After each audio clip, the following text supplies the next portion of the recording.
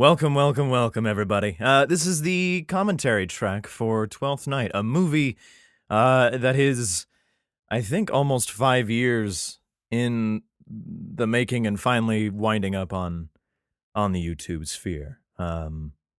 Thank you for even clicking on the link.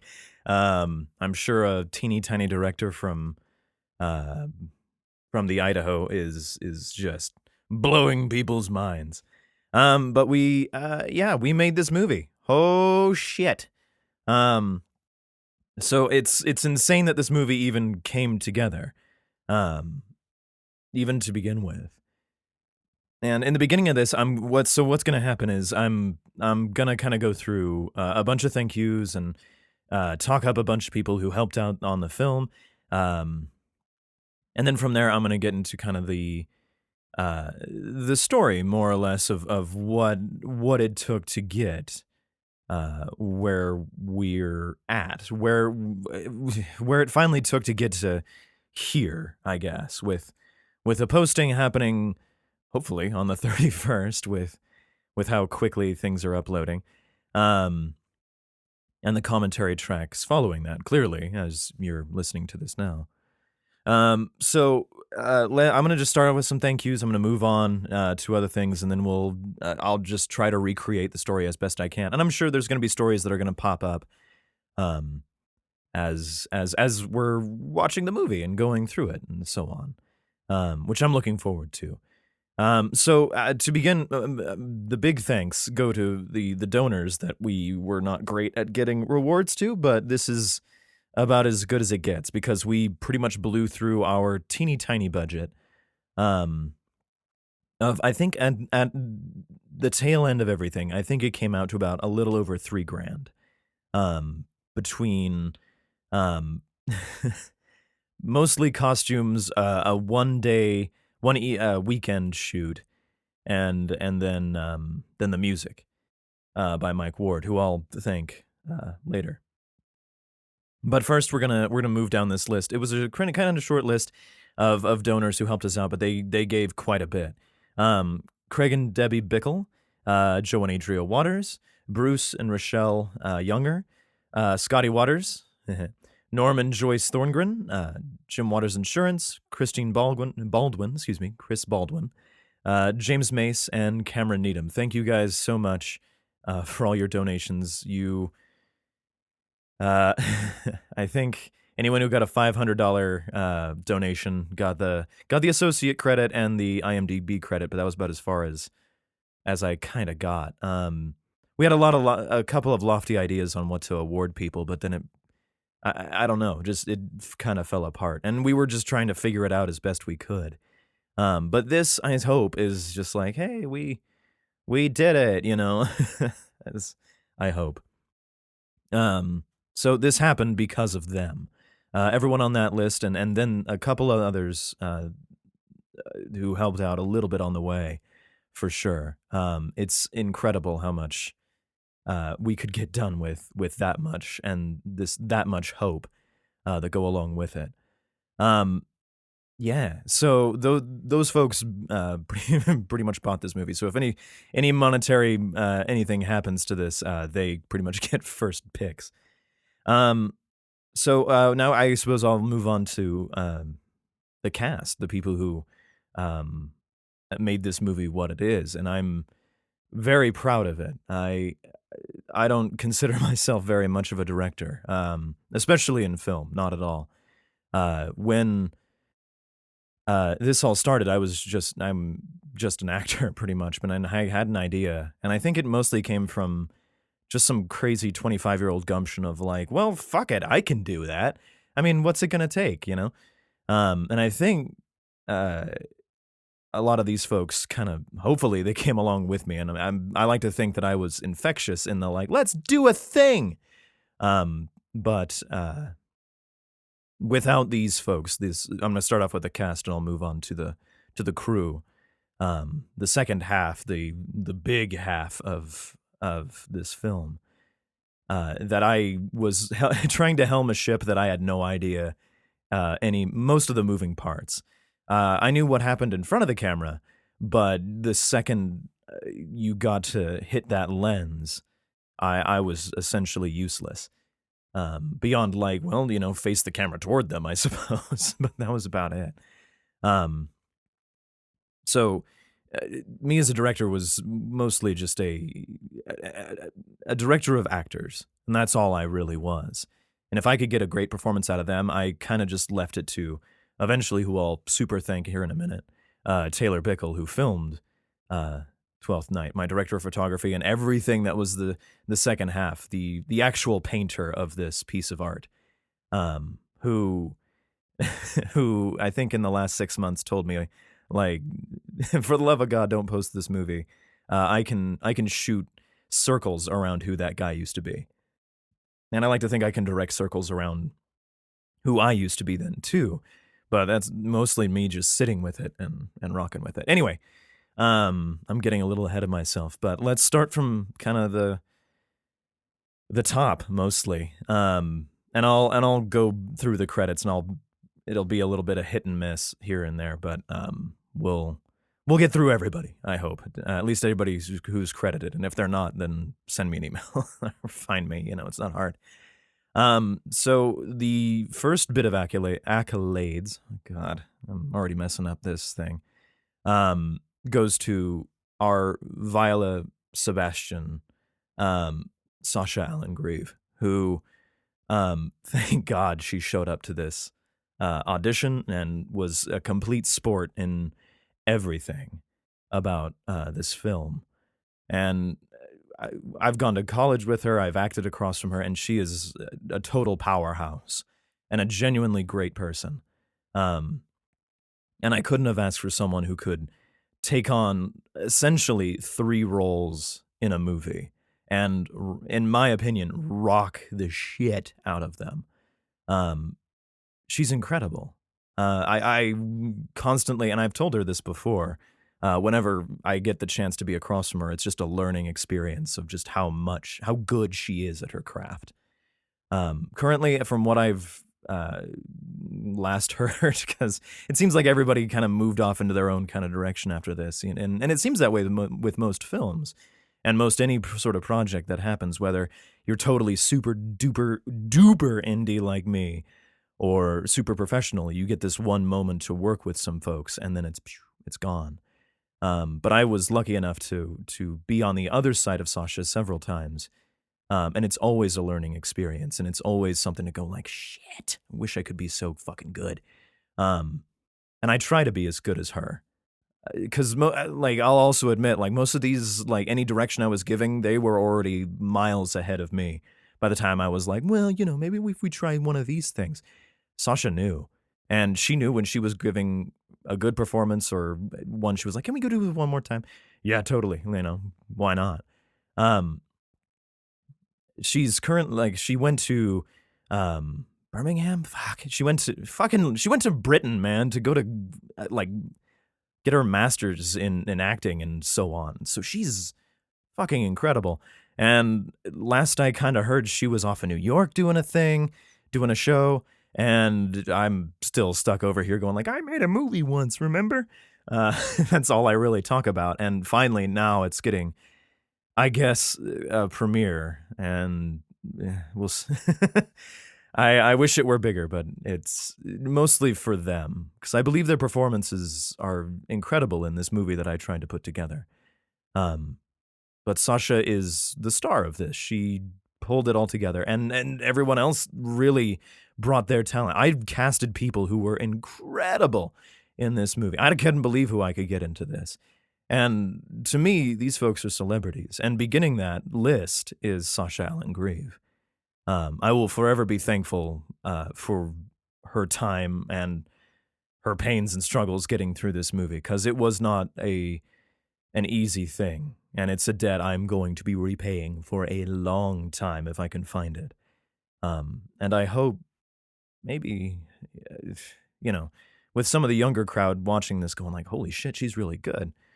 So maybe it's one of these learning things, where like a student is just like, oh fuck, she's really good. I gotta just emulate her and whatever the fuck it is, uh, of that particular actress.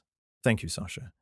We move on to our Duke Orsino, Lauren Jones. He is the probably one of the strongest actors I know, right next to probably one of the extras we had in this show, James Mace. He's um, an incredible actor with one of the biggest hearts. Who I've always been meaning to just kind of just sit and just chat with him across from the bar, and I don't know I think I've just always been intimidated by the guy. I mean, he was a Marine. He did this. He was just an incredible actor. Much like Sasha, it's always a learning process, not a learning process. Whenever I get the chance to be across from him, and it was very few times. Um, it's always a wonderful thing to learn from him, just by seeing him what he does. And much like Sasha and Lauren and many of the other actors here, there's almost an effortlessness that they show up with. And I know what it takes to get there, but finally, and for the fun part of being in the director's chair, of almost being whisked away by that magical quality, that's like, oh, how did you do that? um, I'm going to tell this story because I love this story. We were in Boise State University, as many of the other folks in this show was.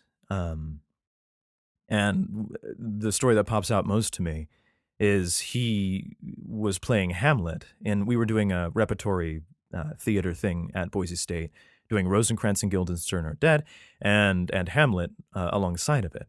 And Lauren Jones was playing Hamlet, and I got to play Horatio. So I got to be just like up in his grill most of the time and just trying to learn from the master who had made a kind of big name for himself at BSU. And just kind of watching him go and trying to learn as much as I could by proxy. But one day we were rehearsing, and we're doing this all in like almost true Norse fashion, I guess is the way to put it, with like the costume design and stuff. So chainmail and such. Swords and shields and things. And so during the grave digging scene, me and Adrian, who is also a part of this movie, we have to hold Lauren back as Hamlet from attacking Laertes. And so, and you see how big Lauren is in this movie. If you just jump into the commentary, by all means, you'll find out. I have a shirtless scene with him because why not? And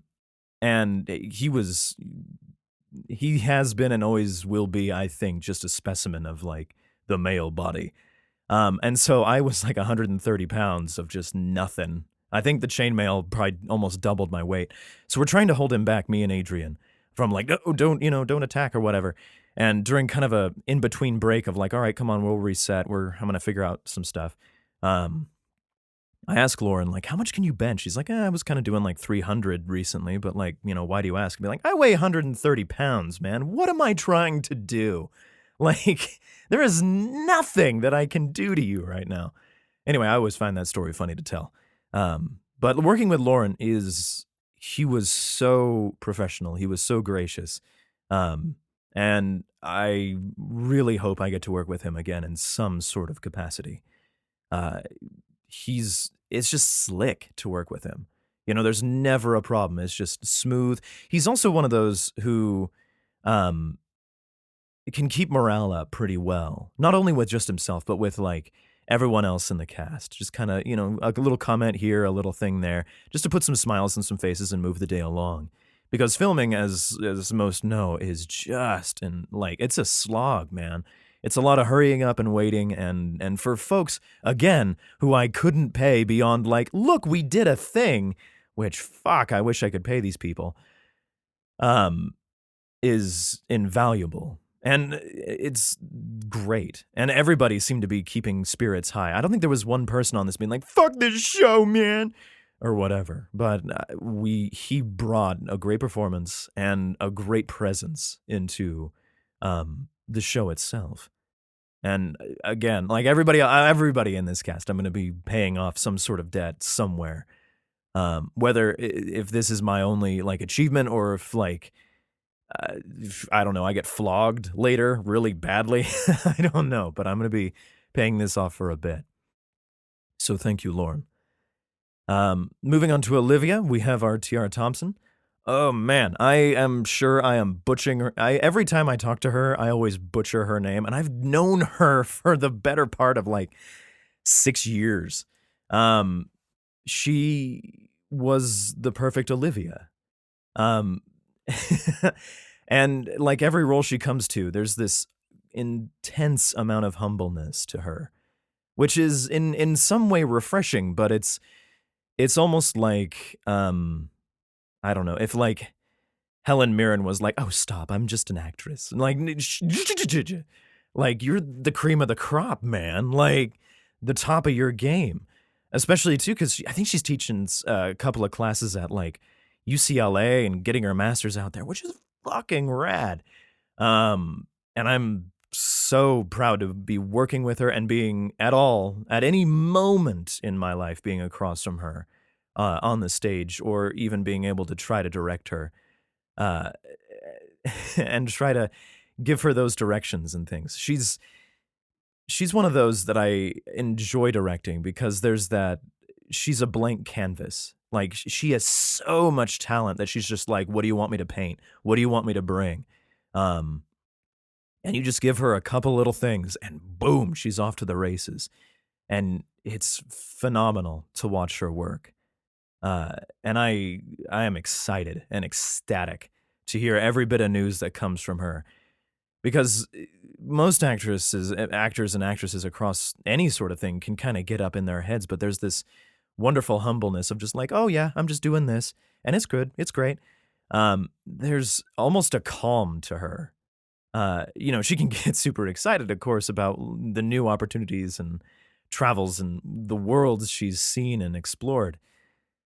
Uh, but I look up to her in so many ways, and everybody I learn from, uh, in and not only on I don't know, the career level, but also as a person. She's always been one of those that wants to explore, to see the unknown, to be like, let's go see what that's about.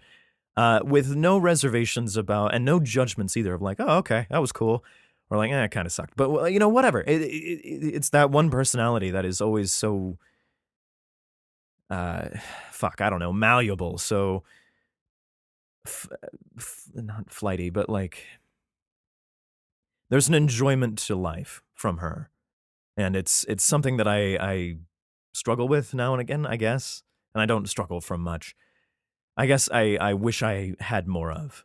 Um, Anyway, she's phenomenal as Olivia.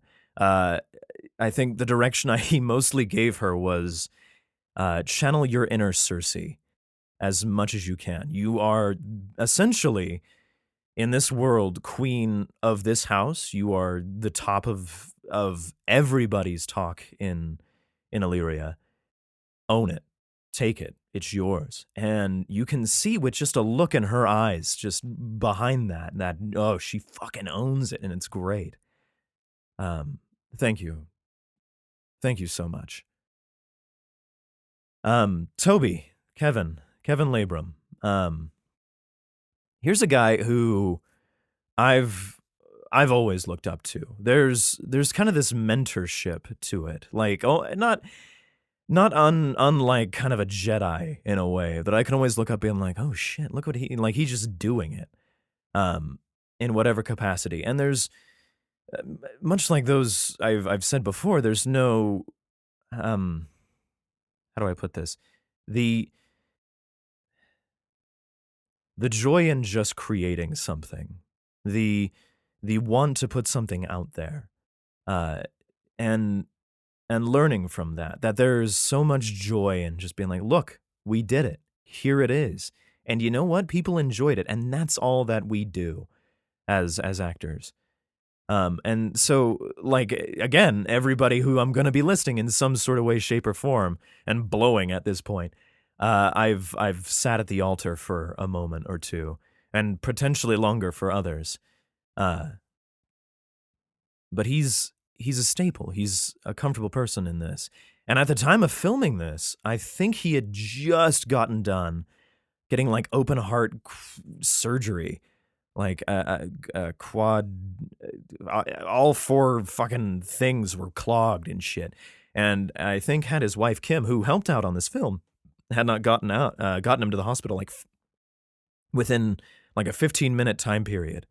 And Boise isn't crazy to drive, but heart attacks don't exactly like lend themselves to be like, I'm having one of those. He would have been gone. And so I I terribly asked him to be a part of this movie. And luckily, as Toby, who, doesn't do a shit ton of running around, but there is a lot of waiting. And especially for someone who is just like, I just got out of surgery. There's still a scar, like right like through my chest and shit. As if like, Cupid just right in there or some shit. And he was a great sport. He like at the time he was kind of, again, open heart surgery, was kind of tired and things, but he brought it. He was always like rising to the occasion of just like, okay, when if you don't need me, like I'm over here, but like the second you need me, he's on. He's on with everybody else. He keeps that same energy and he brings that same performance each and every time. And that's the mark of an actor. Like the performance is a performance. The show must go on. And no matter what's going on with your own life, you bring the best that you can. And he helps to elevate this movie far more than I hoped to even put it. I was, I don't know. I'm glad this is even coming out in many ways. And with those that I'm listing before and those I'm listing after, oh shit. I can't believe I got him. And I can't believe he agreed to it. He and I don't mean to be talking out of sorts for him, but he seems semi open to it. He has struggled with some addiction in his past, and he's sober now. He's good. Uh, but it's I asked him to play the role, and he wasn't drinking beer, but it was just water on an unlabeled unlabeled bottle. Uh, but to ask him to try to tap into it, it might have been an incredibly unfair thing for me to ask anyone else. But he took to it with poise and verve. And a thing I might explain, I'll explain later with the whys and hows of Twelfth Night, and maybe it's my own excusing of things in that explanation that'll eventually come, probably in the next hour. Of asking someone who has gone through that, be like, hey, do you mind reliving that? Is kind of unfair, but the story calls for it in a way, I felt. And maybe I was wrong-headed, but he brought to it that wealth of knowledge, that ideal of it, the grief that is hidden behind a mask, that I absolutely love watching Toby through maybe my own stupid, clever eyes of like, did you notice that? And maybe they didn't. And maybe they did. Who the fuck knows? But I've looked up to Kevin as a mentor, as a friend, as a guy, to just be his own standing post, his own, this is me, this is how I am, this is my life, and here we go. Thank you, Kevin. Thank you so much. Mariah, Emily Broglia, she's phenomenal in this. There are so many expressions in this movie that she just shines through, and it's awesome to watch what she brings to this. There's sometimes little touches in life that, and especially if you're watching a movie or a play, that are absolute brilliance. We were doing Importance of Being Earnest, and several of the folks that I've worked with on this were casted in it as well at Boise State, and she played Cecily.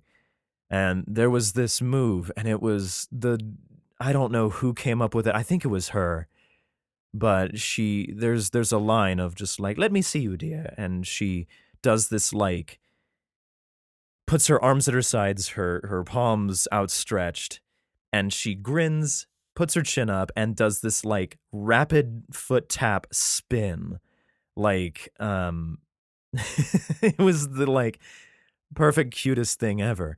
But I'm assuming she came up with it, and that brilliance of like what she can bring to a performance. And this, especially as Mariah, who is someone who's on the outskirts but on the inskirts, who's respected and who is searching for her own thing. She has this drive for Toby. Um, and you can see just all of this washing over her that the film captures marvelously. I'm so glad for it.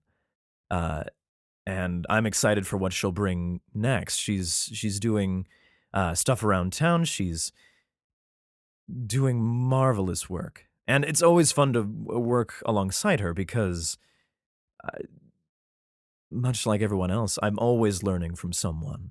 Whether it's like, oh shit, uh, whether it's me just sitting in the car afterwards, being like, fuck, you need to get better. You gotta up the ante, man. Because they're bringing it, and she brings it in this. And in the fun way of like film and everybody else too, of the difference between film and theater. Theater, you got to make sure that the person in the back sees you, but this in film, your audience is just that lens. You're as close as you need to be. So there's that incredible vulnerability that comes with it. And it was a sharp thing for me to learn. It's a sharp thing for anybody to learn, hopping from one kind of medium to the other. But it all comes from truth and honesty. That you don't need to be technically loud to get things across or over the top or whatever. But Emily takes to this like an otter or like a like a fish. Like she just goes to it, man. It's great. And I'm excited to see everything that she does. Always. Thank you, Emily. Our Malvolio, Rick Lopez. This is a guy who worked with Taylor at first at Northwest Nazarene University. And I casted him because of a great recommendation. Um, he was he was a little bit of a talent around town. I think we saw him in some local commercials and things because it's Boise, Idaho. What do you expect? We don't make a whole lot of films out here. Um, but he was always upfront, friendly. He knew what he was doing, and he got things done and down. And he came up with some fantastic ideas. God, I loved his Malvolio, where he can be that like overly theatric, but that's him, man. That's what he is. This vision of power in a world that isn't for him. That his ambition is so outward and so inward and so disdainful, and it's so wonderful to watch Rick work because he's the exact opposite of Malvolio. I loved his questions of just like I just want to do good, I love him, yeah, and I hope I set him on the path because I love watching him work, and I hope he gets a lot of work in the future. He's the nicest guy, and he did that wonderful thing that all the actors did in this of I'm gonna try a thing, and he just went. And I love being dumbfounded as a director. Go like that's more than anything that I would hope for, and you brought it. Thank you, Rick, and thank you for bringing this, bringing your talents, your drive, and especially your sweet candor to this film. Um, and especially me throwing you in that thick outfit on like the middle of July. Luckily, we were inside most of the time, but there was an entire day. I think our first day we were totally outside, and throwing him out there, um, and jumping on board with us when I don't know that there was much to gain beyond years later. Me hopefully showing this off to however many people. Uh, you brought life to that Malvolio, and you will always be that guy. I love him. I absolutely do. Thank you, Rick. Thank you so much. I hope to work with you again. Spencer Beale for our Andrew. This is one of my good buddies. I hang out with him quite often. He played Ernest in our Importance of Being Earnest and our Fortinbras in Hamlet that I mentioned earlier. What he brings to this table and what he brought to this was the perfect Andrew. Um, there is an innocence and a childlike wonder to Spencer in a way that I kind of wish I had. But there's also this like almost heroism to him in a way. Uh, and maybe it's like a schoolyard heroism that I never really had or any sort of sort. But he has always kind of been in this moral right ground that I kind of wish I could hop on. But it's as terrible as it sounds. I'm never able to really hop on that train. But I know he's in the right in a lot of ways. With Andrew, I've always, as reading Andrew from the original script and adapting it over and over and over, um, I always saw Andrew as this kind of tag along of Toby, of this guy who's always wanting to be him, be Toby, but is so secured in his own sort of place that he just enjoys being with him. And this idea of like Andrew's a dog, and anywhere you can throw any sort of dog isms, it's great. I would love to see it. Because in some sort of way, like, I'm making this film mostly for me, and most of this film was made for me by other people. But I gave Spencer the idea of like those things. You're following, but you're not following because um you're trying to be I mean you're not trying to be Toby necessarily. You might want some things that Toby has, maybe like the smarts and things, but you're not like ambitious. So you hang out with Toby because he's got good ideas and you absolutely love him. You're his best good friend, despite the fact that he uses you for pranks left and right, it seems, both before this story happens and probably well after. Um so anywhere that he can kind of show that, I kind of just let him go, just let him play in that playground, and I knew he could bring it, because in some ways, like you can give actors and artists and just about anybody a wide world to play in, and they don't know what to start with. But if you can kind of give them a limitation or a direction, they can thrive. And so I gave Spencer that idea of like run with the dog idea, and he took the fuck off with it. And so there's little moments of just absolute glee. And so he goes from like absolute highs to absolute lows. And there's not a whole, it doesn't seem to me there's not a whole lot in between. Um, and that's the perfect, for me, that Andrew performance, that needed to be brought. And Spencer brought it. And I'm glad I always get to work with him. And there's that joy that comes from life that sometimes you, as actors, might get into the idea of like, oh, it's the craft, you see. You have to, very almost Royal Shakespearean it. I get in a terrible way for me to say that, as they're like, hey, fuck you, buddy. But there's that like highfalutenness that doesn't come from Spencer necessarily, because like he's just there to enjoy it. And what he brings to this is the absolute character of Andrew, of this guy who is just blissfully going through life. And he brought it. And thank you, Spencer.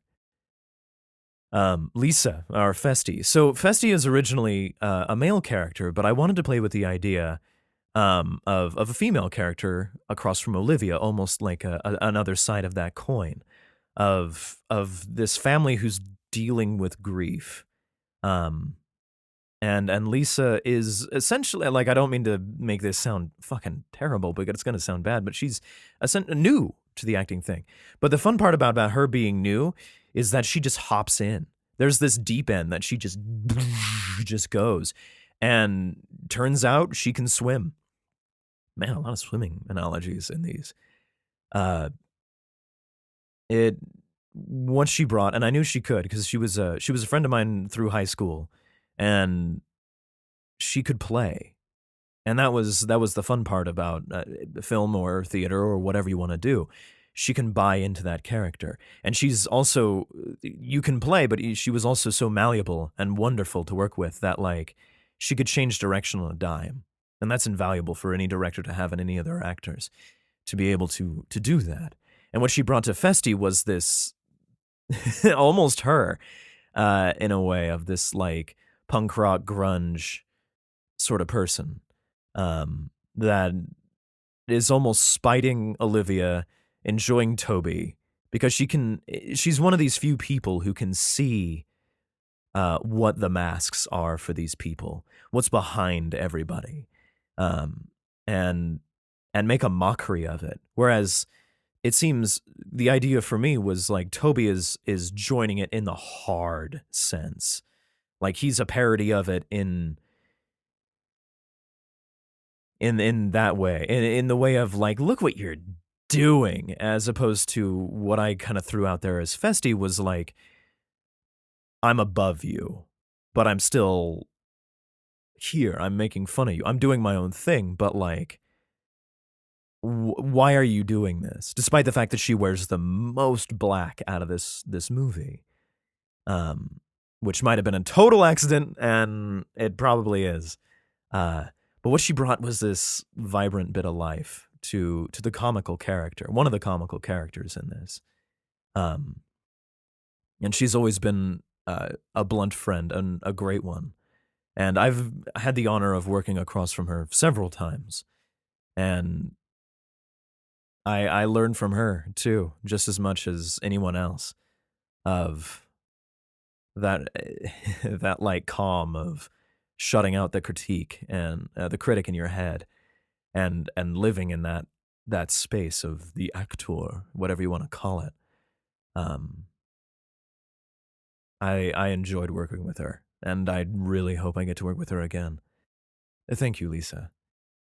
Our Fabian, Adrian, one of my best good friends. I needed someone, much like I was told when I played Horatio, to be a center post.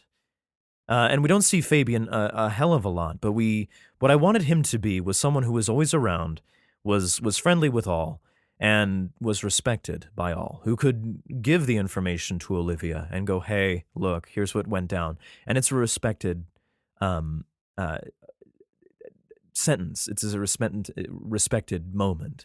He's a respected character for what he is and what he does. Um, and so I needed someone that like could rein in just about anybody, with both this kind of friendly presence um, throughout, I guess. And then the most simplest way for me to put that. Um, and what he brings is this talent, and I wish I had like a singing role for him. That would have been perfect, but sadly Fabian doesn't. But I needed someone to be who could calm down the over the top and raise up the the the depressed, and cool the angry, and um enjoy the happy, and I figured, and I felt that Adrian could take that to move that and make it happen, because he's all around. He's everywhere. He might not say every like a line every fucking scene, but you can look to him and feel almost like some sort of stake in the ground. And I think Adrian brought that wonderfully with his presence, with his abilities, his talents. He got to be across from me in Hamlet as one of the guards, Marcellus, I believe, and we had this interchange right before the show of him rousing Horatio to go see Hamlet right in the beginning of the show, where it's freezing cold, it's out in the middle of nowhere, the ghost hasn't quite appeared yet, and the winter in Norway, or Denmark, excuse me, is and what that takes to be like, hey, can you wake up in the middle of the night and walk out with me for a minute? Um, so I needed someone friendly. I needed someone who could temper that sternness, and not need to show it all the time. Um, so he was incredible to work with, and again, one of those who raised morale throughout, and was always ready to just hop in and be a part of it. Um, thank you, Adrian. Our Antonio, David Kempner. This guy I always think of myself as a twin to, but he's clearly much handsomer. I'm lucky to grab this guy, and throughout this movie, he's wearing one of my shirts. Uh, he, I needed I needed the handsome guy. What can I say? I needed a handsome dude to be a part of this, to guide Sebastian throughout Illyria, to also have this total backstory that I completely didn't put into this, that we couldn't have. It would have added an extra week or so to filming that might not have added to it. But maybe, there was several bits of this that I was like, oh, we could add this, we could add that, and have moments and things that don't necessarily happen explicitly in the movie. Him and Valentino with Matthew Melton, both, but it just never really happened. But it helps set the tone for Illyria a little, of who this guy is, what happened to him, and god damn, does he bring the smolder. Like, he's also, I think, at UCLA with Tierra, and doing phenomenal work. He's always done phenomenal work. And it's great to work across from him because there's almost this this jam sort of complex. Like if it's a band, you can just be like, all right, you're on, you do your guitar, I'll do my drums, and we can just, kill an hour or two just playing away and see if anything happens. It felt that way with Kepner, and I loved rousing him up for just about anything I could and be like, you get to do this, man, that's super cool. And turning him into this like hidden roguish badass who has this unspoken past and problem and backwards ass, not him, but Illyria has this in the past terrible idea that I was like, what if this, what if that, and what if this is part of it? And I'm sure I was overreaching it, but the idea was there of like, why are you such a bad guy? It never necessarily, I mean, it does say a bit that he's like, he might have killed a bunch of people, but I wanted to give him that softness, that like I was doing this to basically save my own life and the people around me. And so he risks life and limb, and you can see that in him as he's taking Sebastian back into the lion's den. Especially as he's being caught by Valentino, who I was trying to also, as I'm getting a little ahead of myself, try to have him have a little bit of a backstory and a scar on his cheek, on his neck from Antonio. So there was a backstory there, but it never came to fruition. It just never necessarily happened. And that's mostly my bad. But with Kemner, I think there's so much possibility with him. You can look at him and be like, oh, gee, there's almost no end to his potential, if that makes sense. And maybe it's just me putting in that, like, he's got a movie star quality. But he seems to radiate it in a way that I see with very, very few people, mostly with folks I cast. And I enjoyed working with him. He was a great Antonio, and he could knock stuff out so fast and so well and so smoothly, that it was a joy, absolute joy. And I loved chatting with him. He's a huge Zelda fan and a big old gamer nerd like me, with a face of a model. Who'd have thought? So David, thank you so much. You were great to work with. Matt Melton, our Valentino. I have never really gotten to work with Matt on this. He was kind of our celebrity talent in this movie that I was lucky to get, because he had, in our little world, he was like, oh, I'd been to LA, I've done this, I've done that. And just that wealth of knowledge and that professionalism and that courtesy and that that breadth of patience dealing with my stupid ass all the time is incredible. What he brought to Valentino is this like strong right-hand man of Orsino, and I needed that. And I needed someone who just like kind of oozed that confidence and that like almost casualness with how stiff he is. How not that sounds terrible in a way of just like Valentino to me is he's the friend of of Dirk Orsino, but at that same time, he's also kind of like the enforcer, the hitman, the guy who's almost the Alfred, but also like the Luca Brasi in a way of Orsino. And in every way I could, and I tried as best I wanted to be like, he's always kind of there in the shadows. He's always kind of keeping an eye out on whatever's happening. Um, and I loved that what he brought to it. I loved that casual but confident, that wonderful quality that he brought to Valentino. Oh, and that scene where he finally gets, spoilers, it gets Antonio, that like almost break of that, um, of those two sides of him.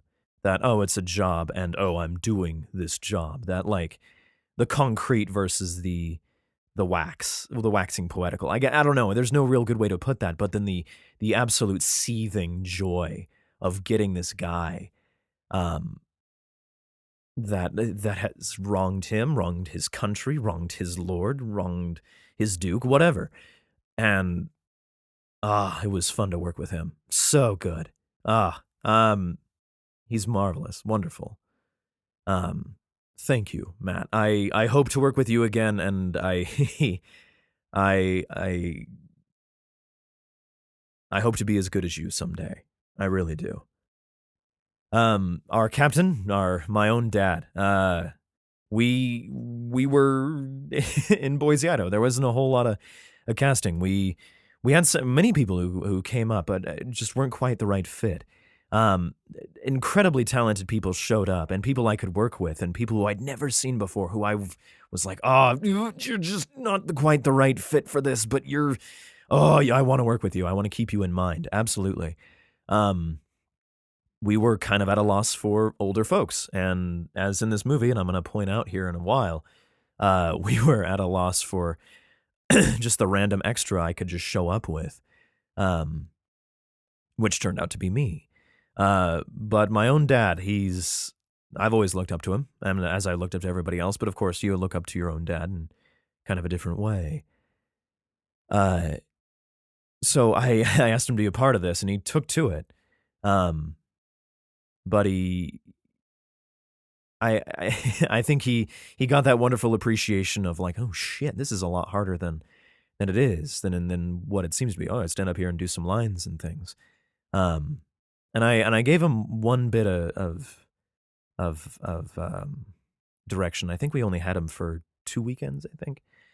Um, where it was like, just tell the story, just feel empathy, just go for it.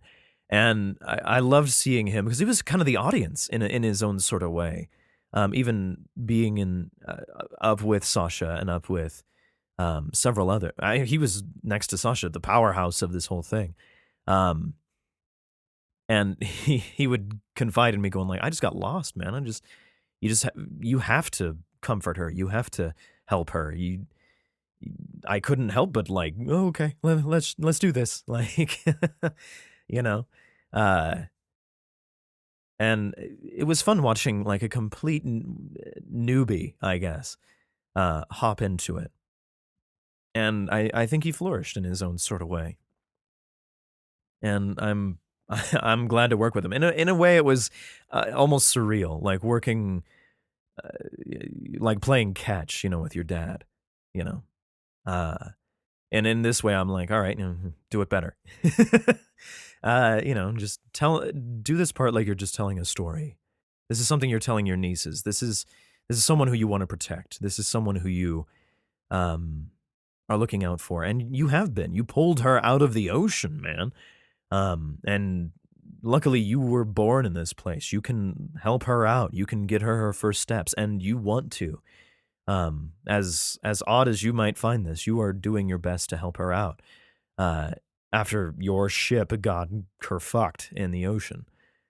Um, and I think he brought it. I think he brought this kind of captainy quality, and if not, certainly a little bit of a Santa quality to it, of this almost Deus Ex Machina kind of, I don't know, figure. Thank you, Dad, for agreeing to help out with this and um, bringing your talents. Thank you.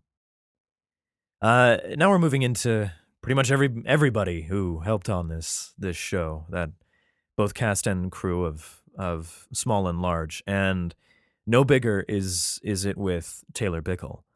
Um, he and I worked together on a short that was happening out at NNU, with, I think, who was directing it at that time, Anya Kurdijic. I'm probably butchering that last name. I'm so sorry. But I I went to audition for her because they were holding auditions out at NNU, and I'd never been there. I got pulled over because my uh, registration was like 6 months old, and so I got there all like strung out, like fuck. Um, and he was the director of photography or cameraman on that, and we kind of just hit it off from there. Because I helped him out with his one of his documentaries he did for school, and I think it's released. And in the making of this movie, it became kind of like, well, what tools do I have in my toolbox? I don't have a camera. I don't have the know-how of this. I've used a camera before on like old YouTube vids of our AWOL troop stuff, which you can look up, and there's some young me in there. Um, but it was mostly just happenstance that things like worked out. But I don't know anything about pointing a camera and why I put it there and why I light things the way it needs to be lit. Lighting a shot? What the fuck is that?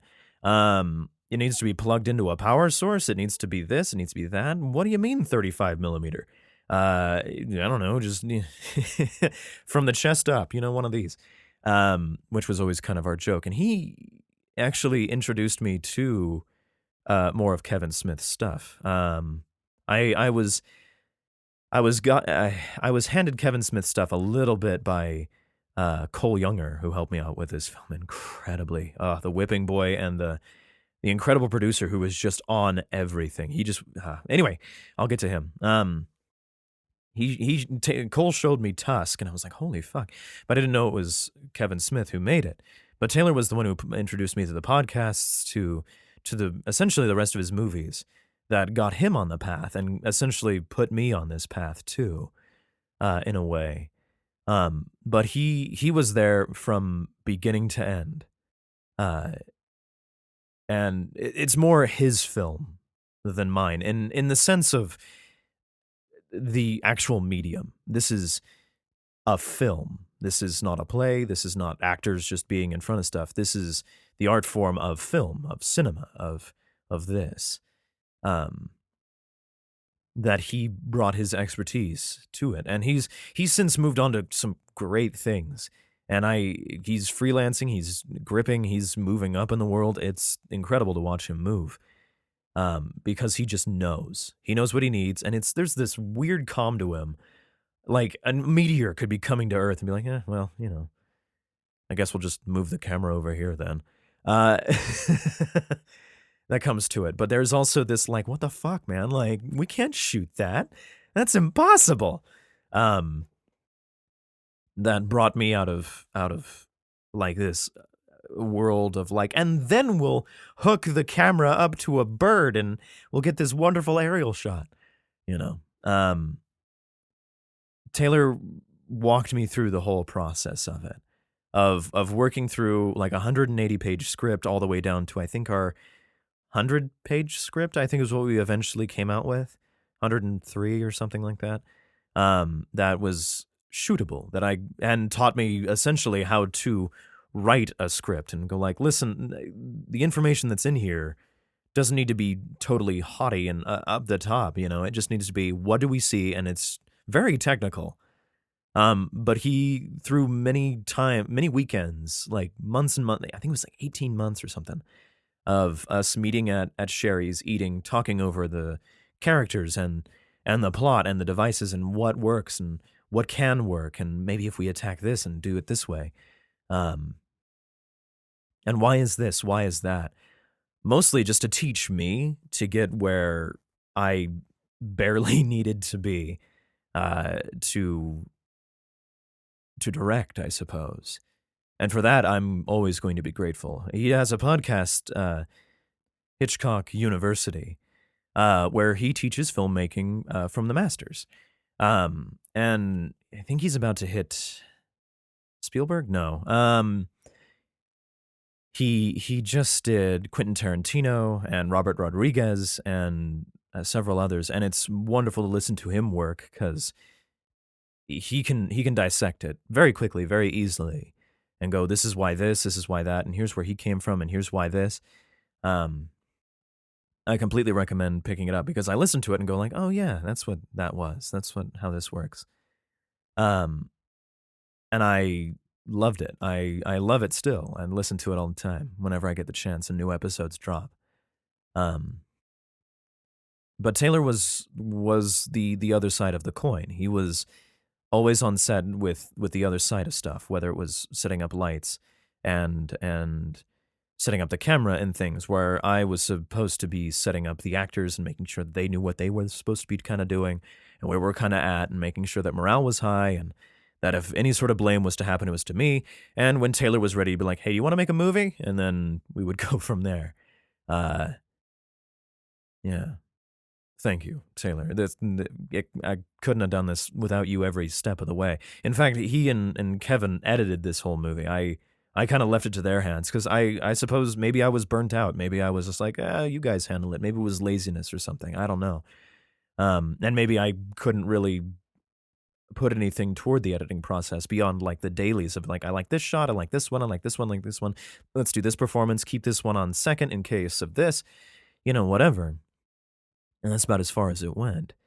Um, in the editing process. But filmmaking, you can really make and break a film with editing, and I believe he really made this film. He's the one who should get all the accolades of a almost $3,000 film, and it actually came together. It cut together. It works. It's a learning film for sure.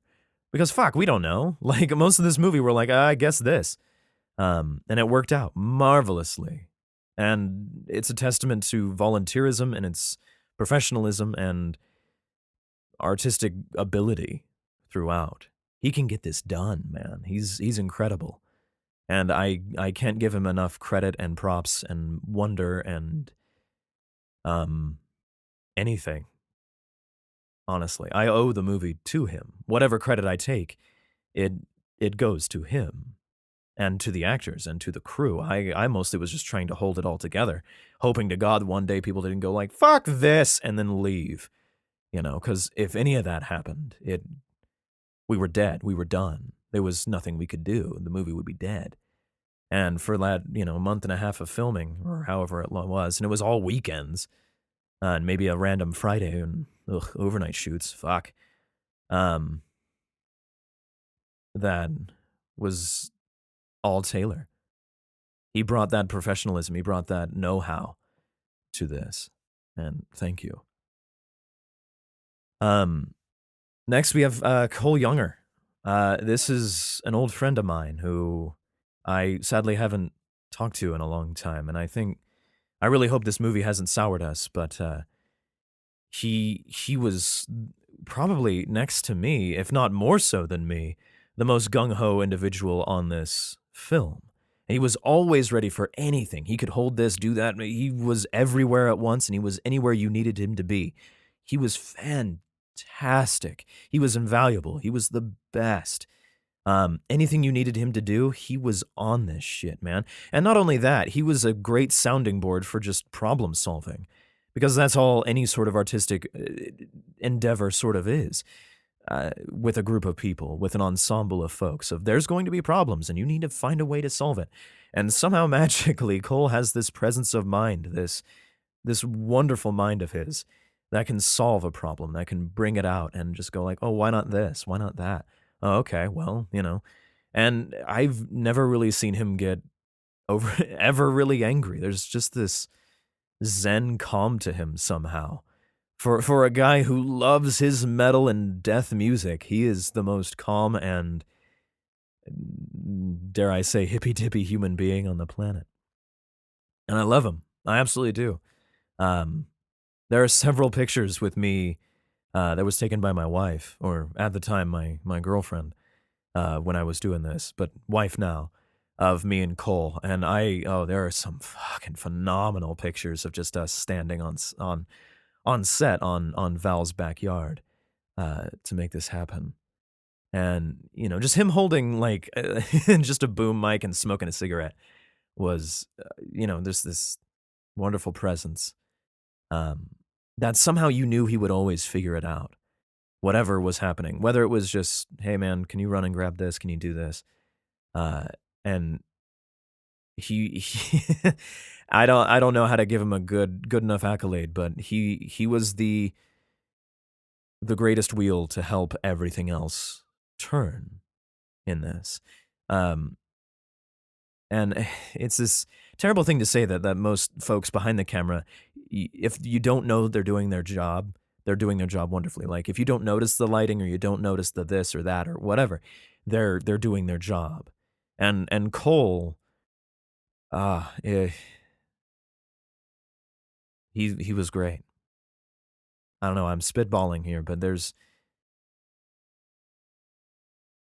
I can't give him enough. I can't give him enough good words to him. Um, and I hope he's doing well wherever he is. And I hope to see him again soon. Um, Next we have our Haley Kinnaman, who worked on several NNU shows, and I think she auditioned for me. I'm not entirely sure, but she was going to college, and she was this like bright-eyed, bushy-tailed, like, "What are we doing today, Coach?" Like, her and Carlin both. Uh, and much like Cole, they were just there to help out in whatever way they could. And fuck, dude, there was so many great ways that they uh helped to raise morale, just to help things out, just to move things along. They were moving this, moving that, smiling with the actors. They were always there, a great presence to be there. Um, and Haley, in almost, and Haley and Carlin both, I think were kind of the interns of us to be like, "Oh, we're trying to put the movie together, hoop-a-doo." And they knew that we were just kind of trying to figure this out as much as we could in every step of the way. Um, I think both pictures in the credits uh, that you see um, is our one dreaded night shoot night. That is some of the best shots in this. Um, but they were bringing blankets. They were huddled close to people. They were everywhere they needed to be, and they were nothing but great. Oh my god, they're I can't thank them enough for everything they do, and I am so glad that they helped, that they were a part of this.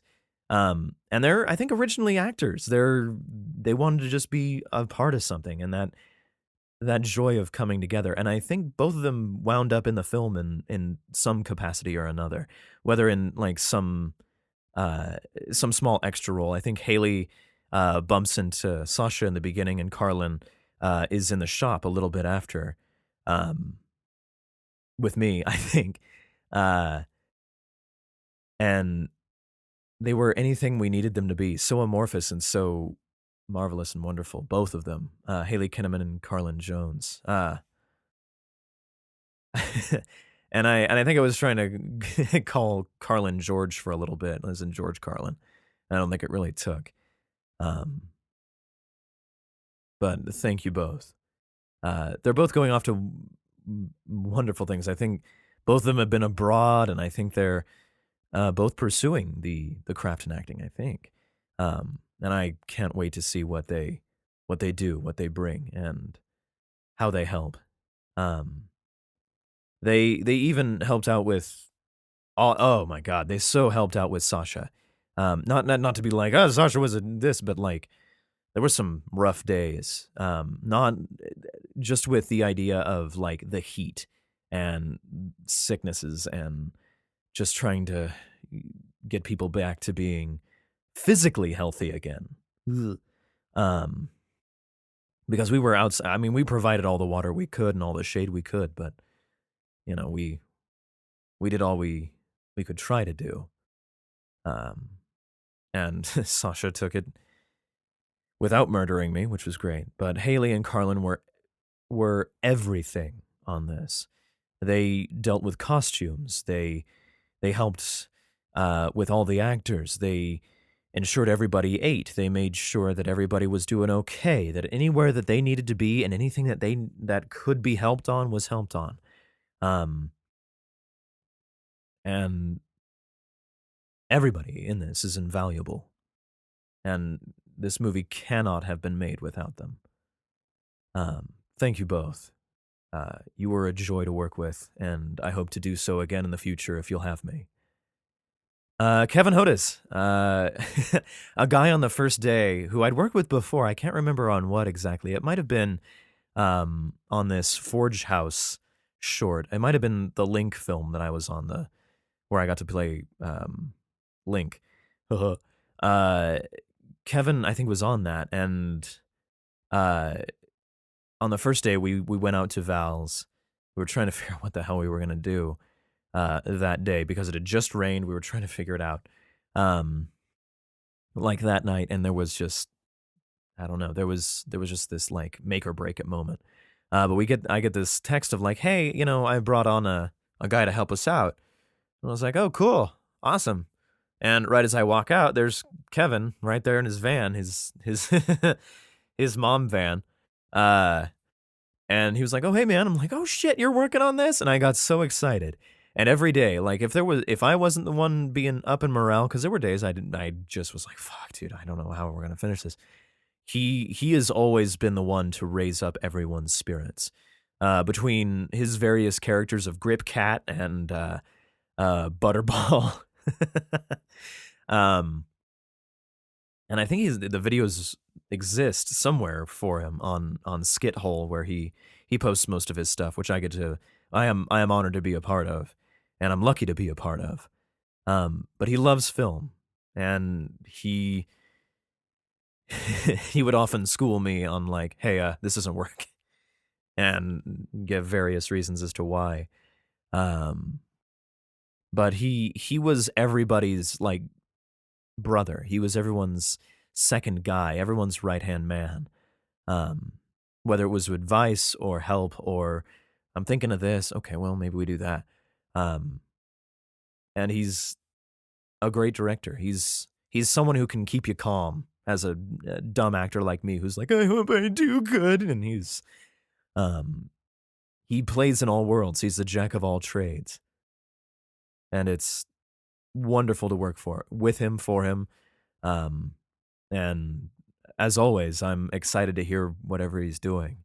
Um, so thank you, Kevin.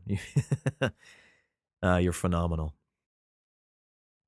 Um, as I go down the credits, we have Natalie McLaughlin, who I went to college with, and I got to act across from several times. Um, and I asked if she was able to be the woman in the dress, the woman in the red dress, as kind of an homage to the Matrix in a little bit of a way. Um, and she showed up, and it was she had to show up like right before she had to go to work or something like that, and walk down that street, and she's always been great. I cannot recall why she's called Pockets. I think it was like a party story that kind of took itself, but I told her I would always credit her as Natalie Pockets McLaughlin. Um, so thank you so much for being a part of this movie and lending me your talents. My mama, Adria Waters, she was a part of me always likes this, like almost Mamma Mia, where there's this ensemble of people who are always somewhere around everything. And Carlin and Haley and Adria, my mom, were part of that, as well as even Spencer's parents were a part of that in the kind of party scene at Orsino's place, as a way to be like, oh, okay, there's people chitting, chatting, whatever. Um, and all you had to do was just stand there and chat, and no biggie. I'm giving my own parents their own acting credits. Um, but she was always there to make sure that I didn't, explode and melt and die, and she didn't have clean underwear on her, but I'm sure she was wondering if I was wearing mine. Um, let's see. Oh, James Mason, Noah Rudin. These two, author and actor director, I think, respectively, were the one day folks on the street. Super helped out. Were great to work with and always will be. and I hope they're doing real well with themselves. Sydney Slider, Shelby McKinley, the women accompanying them, helping to build both of them, all four of them, I suppose, helping to build the idea of what Illyria is and what is up with this place, these new customs and cultural ideas, and what does it mean, and how can it be misinterpreted and interpreted, and what it really is, and what I tried to do, and we'll see how it goes.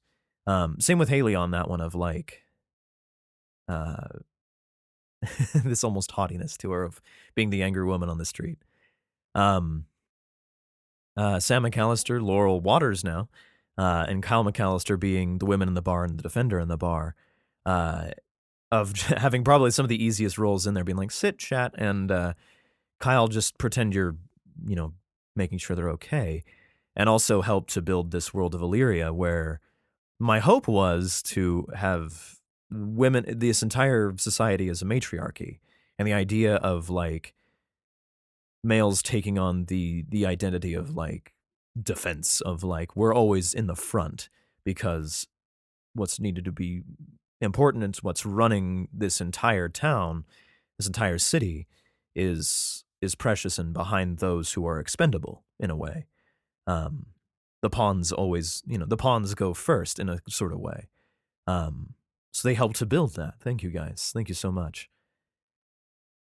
Um, Kim and Jerry. These are Spencer's folks. I think they came down for like one weekend, and it wasn't just be like, "Hey, be a part of a movie." I think it was that, but I think they were coming down. It just so happened to work out that way. Um, the owner of Lux helped us out. The guy at Lux. Uh, he graciously let us film there on that Saturday. And he was the one ringing out Chris Curtis, the fire chief at Mount Home Air Force Base. And we only see kind of the back of his head and like corner of his shoulder, I think. But we needed someone to be in line and help out. So yeah, movie credit, man. You were there. You saw it. You were in the middle of the action. And I think it was a rough time with like, I think some folks were sick or something. And we kind of had to knock you in and knock you out and such. John Trays was there for several of the filming days and really helped out with like putting everything in perspective, and making sure that we were moving along and helping out. And he definitely, there was this air of like I know what the hell I'm doing, and I totally respect him for that. Ronnie Beach, same sort of thing, man. Like he totally helped us out. Whether it was one day or making sure that that everything moves smoothly. And it's always this way with like these producers, sound mixers, and those who help out behind the scenes of everything moving as smoothly and easily as possible for the camera, for the actors, for anybody who's helping. So thank you. Kim, who helped us with the makeup, with mostly with Sasha and a little bit with Kempner and several others of how are we going to work this? What's the hair going to look like? What's this? And how do we maintain it essentially? Because I don't have much of a clue. And I think Haley and Carlin helped out quite a bit with this too. But our main girl was Kim on this. So thank you so much, Kim. Austin Thomas, who, as I recall, made that day of camera operation real easy for Taylor. Who I think was, as I recall, a kind of a breath of fresh air to be like, oh shit, that's how I do this. To give him kind of that break. If you just keep staring through that lens, you kind of get closed in on it. Anya Kurtajik, I think I said that right. Camera operator. I think she was on our first day. She was photographed several things. This was, I think, the first girl to give me a job out at NNU. And it was fantastic. She was incredible to work with, and I think she went off to LA at some point recently, and she's making it big, I think. Working for some big companies and kicking ass. But she exuded that calm that I always kind of wished I had as some sort of director, as I can barely call myself. that was like, all right, we're gonna do this, and that's how that's gonna work, and all right, let's go. Um, so thank you, Anya, for all of that. And I think we went to the same high school. I can't remember. Chandler Gray, assistant camera day player, thank you so much for helping out. My wife again for being a photographer on that first day. Garrett, holy shit, can I talk about Garrett? Um, if we have a whipping boy, this guy's it. Always there to help out Taylor, but Taylor always likes doing things on his own. But every set, every skit, every little thing that I've ever been on, it seems Garrett has some sort of hand in. And there's this joy behind the camera, behind the light, behind the everything that he does that is infectious. And I love being around him. Um Wesley Prouty, I don't think we met each other, but thank you for editing the dailies, man. You put this shit together. Sam, you wrote the first draft of all of this. You helped put this shit kind of in its most rough form in the beginning, and without you, we wouldn't have that blueprint to go from. Um, and even that little bit of help of like, I don't know what the fuck I'm doing, as I said, like I think in our apartment one day. So thank you for literally pushing my stupid car of a director ass in the right direction. Mike Ward, who is a phenomenal composer. He's a musician, a guy I just so happened to mostly just run into. And it's funny how these things kind of work where you're like, oh, I know a guy. And then like you don't talk to him for a while. And then you kind of run into him like, hey, like, you still doing the music thing, man? Because I kind of need a music dude. Um, so, and he hopped onto it. He kind of attacked it. And I love the music that is his own throughout this. And it fits so seamlessly in a way, as if it always had been there. So thank you, Mike. Um, of course, we have to thank Northwest Nazarene University, um, Val for helping us with literally everything. Most of the house that is uh, Olivia's place was her house that we took up for about a month. And she let us, and we did everything we could to be, thank you, thank you, thank you. We can't really repay you for this. And I think every weekend I gave her a card with everybody's signatures and was like, thank you so much for this. Thank you for helping us out. You did everything. Without you, we don't have a set, essentially. Same with Chris and Don Baldwin, who secretly helped us out with, their house for one weekend. Um, my mom and dad, Joe and Adria Waters, for hosting all the rehearsals and the meetings and um, reshooting scenes and so on as best we could. And always just kind of being in super support of whatever we were trying to do. The Crowbar, Granny's Basement, Lux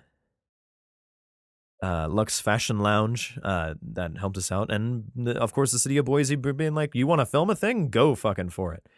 And of course, lastly, I suppose, Kevin Smith, for being an inspiration for Taylor and for me, to light a candle instead of cursing the darkness. And I think that's kind of where we're at, with this of me. I sat on this movie for about a year and a half going like, I don't fucking know, man. Like, I want to release it in the right way, but I mostly just want to get it off my back, but I don't want to show it off to things. And in a weird sort of way, this is me having a candle too light and pulling my head out of my ass as best as I can kind of put it.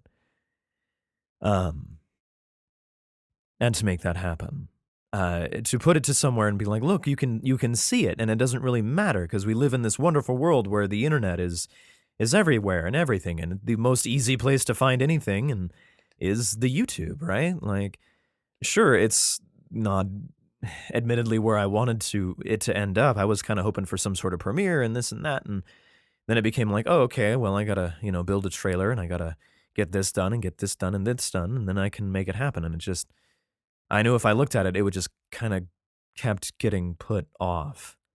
Partially because money, partially because energy and just staring at this and always being, I guess, in that weird sense of precious with it. Of this is a piece of work that is a piece of me. It's history. It's a past. It's It's what we were. It's you can't take this away necessarily. Um, we achieved something, good or bad or whatever anybody thinks about it. We did it.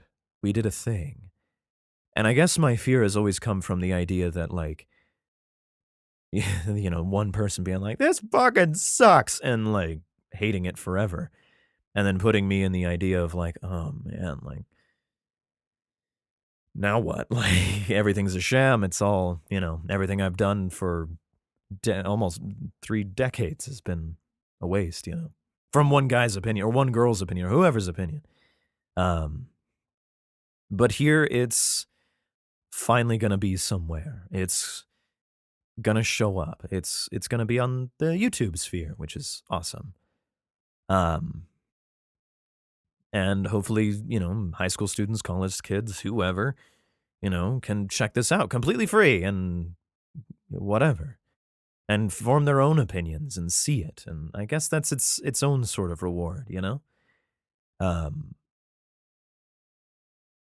and maybe I was shooting a little too high. Who knows? For what I was trying to do. But yeah, we did it. We made a goddamn movie. We did a thing, man, and that's fucking incredible. All of you, everyone in this, and everyone who helped out with 12th Night. Oh fuck, Ashley Howell, for fixing our schedules at the very end of it. I forgot about you. I'm so sorry. Thank you so much for that, because we had no idea how we were going to finish our last week of production. Thank you. Everyone who helped out on this is a saint, incredible, and put faith in a semi-charismatic idiot like me. And I cannot thank you enough. So hopefully you can enjoy the fruits of what labor we put into this for years and years of talks, of readings, of rewrites, of really hard film days, of trying to figure out how the hell are we going to do this. We survived, luckily. I don't think anybody died. And this is it. This is what we did. So now comes to, holy shit, I've been at this for a while. Here comes the part where I'm going to talk about like why and hows. And I'll try to go through this as quickly as possible, I guess, but most of it kind of came out through chatting about the people who helped out on the film. Why 12th Night? So I had the idea being it came to me of like, it came to me. How pretentious and stupid does that sound? Of like, people are making movies everywhere. Everyone's doing a thing. And why the hell am I not doing it? I could do it. Why not? I know how to get behind a camera. I don't. But I know actors. Like, all I need is, this, and that. And it just kind of became putting things together. And originally I was like, well, Hamlet would be the one to do, right? Like, it's the most, like, box office sort of sellable one out there. It's the biggest fucking one and probably the most pain in the ass one to do. But Laurel actually talked me out of it, and I kind of had to do a little bit of exploring on my own. And I came across 12th Night. And I had a couple of limitations. I was like, I can't have any battle scenes. I can't have this. So we're kind of stuck to the romances. We're kind of stuck to the comedies, the places that are kind of the one room or one area sort of sets, just to mostly make things easy. And I think fucking Joss Whedon came out with Much Ado, I believe. The one he filmed over a weekend. I'm like, I can do that. And every professional I talked to on this film was like, no, you can't. And, what a lofty fucking idea that was. But despite that stupid, childish idea, they still kind of followed me with it. And so from there, Sam McAllister put out a full script, just kind of a copy paste. Like, here's the lines, here's everything, but it's in the format you need. And I was like, okay. And so me and Taylor, over, I think, 18 months, so a year and a half of like meeting once a month and just chatting it over and figuring it out, and me working on it, and little by little, just building it scene by scene. What do we need? What can we lose? Is this important? Is this absolutely positively necessary for what we have to do for a film that is our first feature film. And yeah, wait for me to jump into the deep end for this shit, man. Um, and Taylor jumping on board is insane. Um, so he guided my baby birdiness through this process. He made sure that he was creating both a script for himself and one for me, in the sense that he could shoot this and not be lost, and I could look at it and know where we are in the story without really needing the script, to know the script forwards and backwards, who these characters were. And at the time of this commentary, it's been a hot second since I've looked at it, but all the memories are still there. So we went with Twelfth Night. What with one character has to play multiples, so that works out real well. There's nothing necessarily huge. There's no big battle scenes. There's no huge crowds necessarily. So great. So you can't do Julius Caesar without a bunch of war scenes. You can't do Hamlet without a bunch of war scenes. A lot of the histories you just can't do because there's usually some huge scene that happens there, and how the hell are we going to get like the city hall to open up a place that's impressive enough to be like, oh, okay, this isn't just like a courtroom drama sort of thing. And it's not something I really necessarily wanted to film or shoot or be a part, not necessarily not be a part of, but that wasn't fun for me in a way. um it would have been cheaper for sure, but something that kind of showed off a little bit, something that was a little bit of everything. You got a taste of stuff. And Twelfth Night seemed to fit it most wonderfully. Um, and so we worked on the script. We had a reading. We had several things that needed that got worked out, and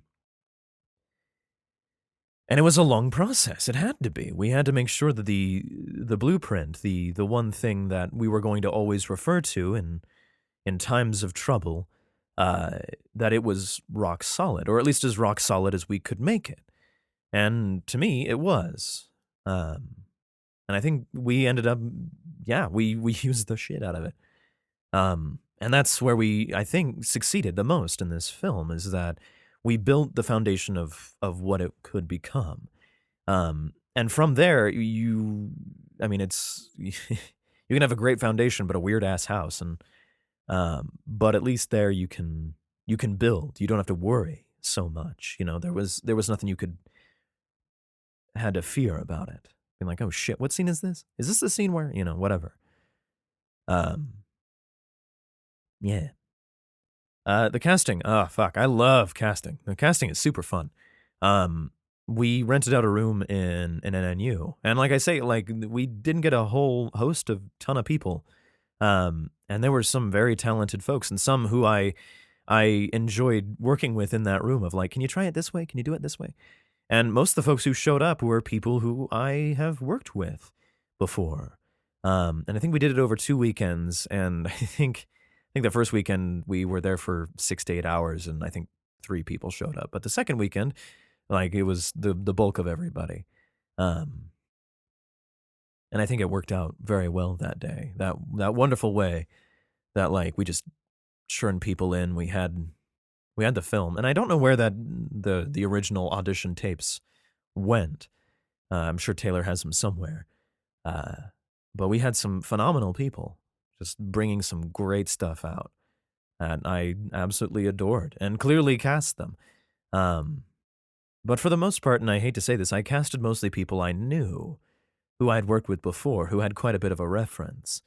Um, I took some chances on some folks, and it worked out wonderfully. Like they were great to work with. They were easy. They were like, "Oh shit, I get to be on this." And we at that point, I think we were trying to be as we had known we were kind of doing, and we were in the gel of it all. We weren't so lost as like, "Oh fuck, what are we doing?" So we almost looked like a full professional set. It seemed like to me. Um, but there were some great choices. There were some wonderful actors and actresses who showed up on the day. And I don't know, I kinda like sitting behind there and giving those little bits of direction, to those who bring a piece, or they cold read or whatever. It's a chance to just play with a piece of clay mostly, in a way. and see what they do. Because it's, will you play with me? Will you do this? Will you try it stern? Will you try it happy? Will you try it sad? In the most basic way possible. Or will you try to get this from me? And see if they play back. Call and response almost. And that's super fun. The filming process. So we rehearsed, I think, for about a month before, I think. I'm not entirely sure. Um, but what the idea was that I would get everybody comfortable with the script enough so that they would know what scene they're doing, at least for the actors, and be able to be like, if they needed to call for a line, it wasn't that big of a deal, but it wasn't so harrowing and bonkers that it was like, oh, Shakespeare, fuck. Um, you kind of got to know mostly what you're doing, and to get a comfort on the set with folks. Taylor was there at most rehearsals, I think, to get an idea of what he was going to be shooting. And for that week, so what would happen is, like, we would start Monday with whatever we were going to eventually shoot on Saturday, Sunday. And from like Monday to Friday, either every other day or Tuesday through Friday, I think, we would work the several scenes that were going to be shot that weekend, because the idea was that if my actors are ready to rock and they're ready to go, it's just like a loaded gun. You're just ready to pull the trigger and they're good to go. And it gives them enough practice not to feel, like, come on, fucking do the line, or whatever. Which was never the case, I hope, on set. But it was, you never had to have that fear. You never had to have that anxiety on set to be like, oh shit. If you're an extra, you just, you can stand and nod and be like, all right, just stand here, oh, I approve. Yeah, fuck yeah. All right, and done. And that's all the assurance you kind of need. And I felt I wanted to bring something that I would appreciate to the filming process, a comfort. And if nothing else, it was a place that, instead of being on the set itself, to be like, I'm kind of thinking this and slowing everything down, we had all the answers we kind of needed, unless it was a technical thing that we needed to kind of switch around, which was we could fix on that day. And as Taylor will tell you, he has to shoot around the actors, and very rarely will he just be like, all right, I got to move you instead of moving me to make this work. And so that's how I kind of worked with the actors, and the actors were the ones I mostly worked with, and I left Taylor to figure out his team, his side of the story, the medium, as it were. And I believe on Mondays we just had meetings about what can we, like a postmortem of the weekend, and then what are we going to be doing the upcoming week, and how are we going to do it, and kind of the idea of where we're at, and what needs to get done, etc., from everybody. Where will we be? What will we be doing? How do we build the schedule out of it, etc., etc. Man, there were some early mornings. I mean, not like crazy early. I think we met every day at like 6:30 or 7 or something crazy. And oh my God, all the Little Caesars pizzas and muffins and donuts, and God, people were sick of them. I don't know if anybody can have Little Caesars who's been on that set ever again. I've had it so much. We were all over the place on Val's property. I don't think there was one room we didn't necessarily film in, except for probably a bathroom or so. And we lucked out because Cole Younger, who knew her, and she graciously accepted and helped us every step of the way. And we tried to be as gracious as we could too, of like, hey, this is your home. If you're like, get the fuck out, just let us know. We'll make this work. We're on your schedule. We are beholden to you. So anything you need, you let us know. We can make it happen. We did have one rough weekend when Val wasn't there, but you press through it. We move on. But the filming is where all the excitement and all the stress and all the craziness happens, because it was about a month and a half of me probably just stressed out of my mind. And then the filming would happen and the day would happen, and it would, I'd be laughing and talking and working and moving, and next thing I know, it'd be like 5 o'clock that Saturday. And I don't think we ever necessarily went super late most weekends. We started early, and we were like, all right, we got all we needed by 5 or so. And then the random weekend of like, all right, this is the bitch weekend, and we'd let everybody know of like, we're starting you know, at this time, and we're going throughout the whole weekend. I think we only had one weekend where it was, we started on a Friday evening, and we had to light it in such a way. And I think it's Olivia's scene when she's talking um, uh, to Viola, uh, on her balcony for the first time. Um, that we had to do that. So we had to like daylight film her because the light was fading. And that bled into a night shoot that took us all the way until like 4:30 in the morning or something like that. Where we slept at Val's in her very nice room.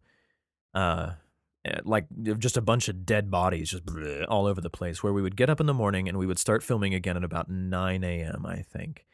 And I think that was the day, that weekend, that we had um, that probably the most expensive weekend. I'm not entirely sure. We had to hire out an actual truck service to get us a shade for an area that I think fucked up the lawn a little bit. Um, but yeah, like almost a quarter of our money went into like a 1 day shoot. That was our last last scene that we needed to shoot, because you shoot out of order in film. Um, I guess I should talk about. Oh, I should. I should have talked about the aims of the script and shit. So in the filming of this, I wanted to build, and I'll probably go into more of this while the actual commentary is happening. Uh, so here's what here's what I was kind of aiming for. At its core, Taylor and I wanted to just see if we could do it. You know, Uh, and there was a lot of talk of like, ah, fuck, we fucked that up. We can't, you know, it's not going to get any further. We're screwed. We're dead in the water. Proof of concept. That's the best we can do. And you know, sometimes it happens. Movies do that, I suppose. Um, and out of that grew the next kind of thing of, if we can get it made, if it can happen, um, let what if we could make a movie that we can be proud of, one, and that hopefully inspires the next group of folks to be like, they made a movie? Well, fuck them, I can make a movie too. Just as we had been almost inspired. Not necessarily like that sort of verbiage of like, oh, that's what it takes, it's all it needs, it's all you need to put together to make a movie? Holy hot damn. And you can make it happen. There's a lot of gumption and volunteerism, professionalism, and everything that went into this movie that just so worked out. And it really shouldn't have, in one miracle or another, that I don't know how it came together. I don't know how it cut together. Taylor told me right when we finally got it all together, when we showed the actors for the first time, of like, I don't know how, but it cut together. Oh my God. You know, we never really had to do any reshoots or anything. I think we had like one scene was like, shit, we fucked up or whatever. But it wasn't anything bad. It wasn't like one of these, we have to reshoot the whole thing because reasons. And, you know, we forgot to take the lens cap off or some shit. But we wanted something that we would be proud of and that we could impart on others, being like, you can do this too. With the script of 12th Night, I came from probably the trap of the script. Traps being like, you play Hamlet as crazy. I mean, you touch there, but you don't need to have him bonkers necessarily throughout the whole show. It's one note and it's not good as a broad generalization and idea. So what I wanted to play with in this was the simple thing that Viola brings to it is identity. She has to be someone else, as Viola has to assume a new identity to Orsino. Um, so what does that mean? And can we carry that, or at least an idea or a question of that, throughout? And I suppose the big question of it is, what is your identity? 12th Night, what is your identity? And I ask that of every one of these characters. Um, and I have my own answers for this, and I think the actors probably have their own as well. And if they want to make a commentary on it on this, I totally welcome it. Um, but for kind of moving down the list of stuff, some characters are very open and broad, and just this is who I am. Festi, Sebastian, Toby, in some ways, Toby can take on and off his mask, um, much like kind of Festi can, I think. Violet to me felt like a chameleon. She could change if she needed to. She could fit her environment to adapt, to change her identity physically and in gender, I suppose. um, to fit the world that was around her, to give her that idea that this was, in her mind, a male world, where I wanted to create a world that wasn't what it seemed to be. From the outside looking in, you could see that. But I hope throughout this movie, what with Olivia being kind of the power of the show, like everyone kind of looks down on Orsino, with the exception of Viola and Valentino, that both of them kind of work for him, but the only opinion anyone has of them is like, he's popular, he's also the head of his house, which seems to bring about just a little bit of a that's not done here sort of a way. As well as, so what's his identity? You know, what is, Orsino seems to be wanting to fill this, wanting to be put, uh, almost that I kind of wanted to do in my mind that Prince Charming thing, that like I have to A, B, and C. Olivia's the one. She is the one. I'm going to win her over by courting her in the most gentlemanly sort of way possible in this sort of modern setting, and he's failing at it, but he keeps going for it. So I wanted to play with that. What does that identity mean? And where does that get him? Sebastian, I felt, is just whimsically him, I think is the way it is. Let's see, Toby, he wears that mask. He wears the mask of drunkenness. It's the opinion that he wants people to see of him. And I wondered what that meant of that forced, like, oh, hello there. Like, you can tell from Kevin's performance of how he sways from Olivia Malvolio and all the way to Fabian and Adrian's character, who seems to bring out, and I wanted him to bring this out in his character and his performance, that you are the person that people can be honest with, that they don't have to have that mask necessarily if they don't need to. Olivia has this mask of power. She has this almost stone quality to her that I wanted to have, in a sense. Of she has power, she's always had it, in some way, but she's also been thrust into it. And what did her family do for it? You know, because it talks of her father and brother being killed, and filling that void that must have been much like where Orsino is. She's risen up quite a bit. Or it's never really gets explained that maybe she was always more or less head of the household, even at a young age, and still losing someone that close to her. What does that do? And along with Festi, how do they react to the grief? How do they identify grief? And how do they deal with that? And what do they show others of how their pain is being presented, and how they should deal with it? Malvolio always has this ambition. He's outward with it. And if he can follow in Olivia's footsteps in some sort of way and gain that power and gain that poise and whatever else it is, he can rise up. He can change the status in a way, which is incredibly powerful. And it's a great goal to have, to be like, I need you to want this, you know, and that's the actor's goal. You want something, you get it, try to get it from the other people. Andrew's trying to fit in a world that he absolutely fits into. He's a lot of things. He's his own self inadvertently, but he's also trying to be Toby at the same time, but wanting to be around Toby. And but he, around the end of it, he's like, I will also be the gentleman. I will play it. And it's not, it's funny in the fact, and to me, it's funny that he tries to be something that he's not. And that's a lesson that can be taken through this. I wanted to put in there the identities of gender roles, of sexuality, um, of race, and try to play with that idea of who are you really?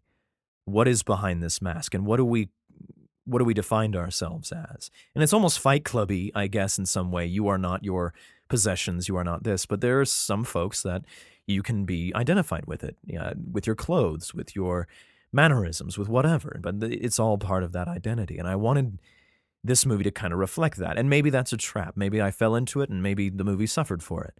But I think I tried to do something with that, and that was the aim. That was the goal of trying to do something akin to that. And I think our actors and the crew and cast filmed it marvelously and brought those ideas to light. And what happens when that identity is broken or revealed or removed or changed, whether for the better or worse, or forced or whatnot, or taught, etc. Um, that's kind of where we were at. That's my intention, and I hope to God it comes across. Um, anyway, the last bit of this, the editing process of it all, it was mostly Kevin and Taylor who put this together.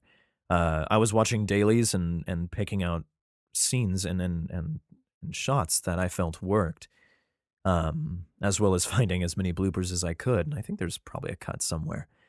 Um, but they were the ones who really put this together. And just like me, it was a hard process. We'd been staring at this thing for so long that I can't imagine, you know, it was being burnt out on it. It was tough. It was very tough. And I'm thankful that they did this. They got this finished a while ago for sure. And then it fell to me to finish the last bit of it, and here it is, I suppose. Um, and I'm sad to say that it took this long to post, to put out into the world. Um,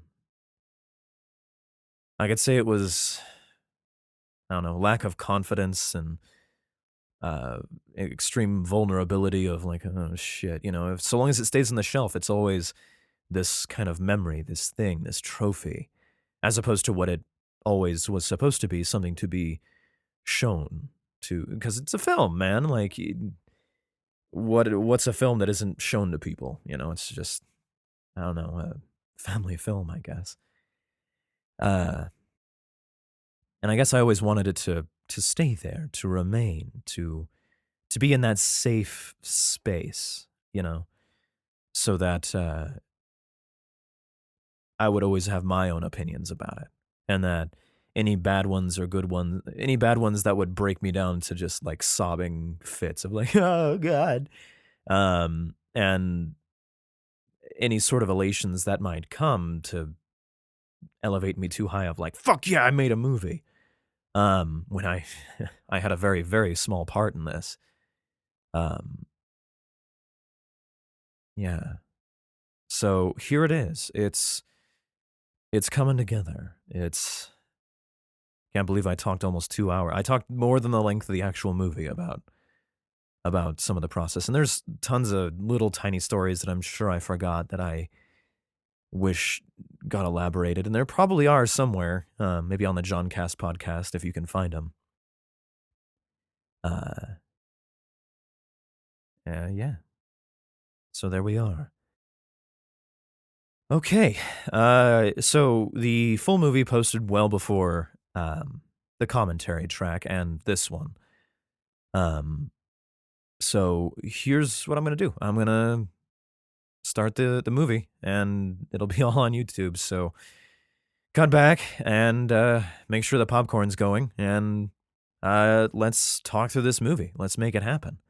And I'll see if any more stories come out of me. And awesome. Thank you again. Let's rock.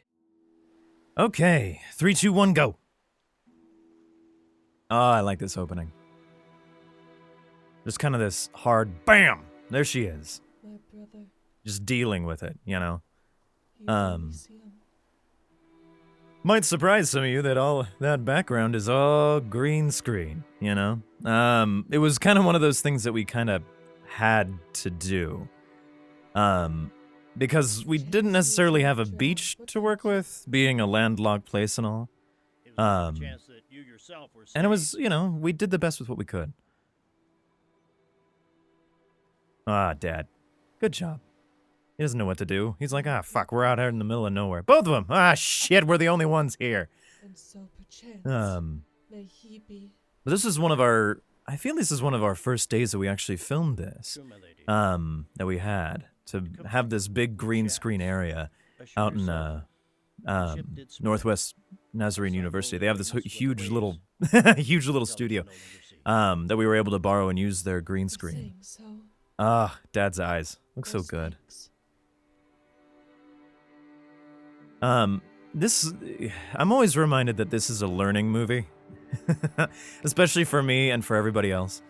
That we begin this very sad movie. And that fuck, she's wearing his coat. I forgot about that. What country is this? This is Illyria. What would have been his coat, at least. What should I do in Illyria?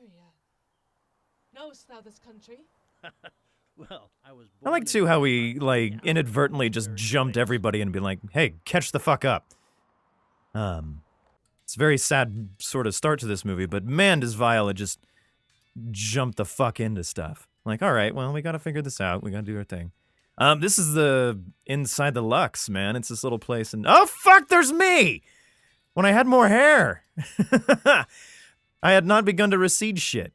But then okay, so this whole scene, the idea was that, like, mix up the idea of, the male centricity of a place, culturally, and what have you.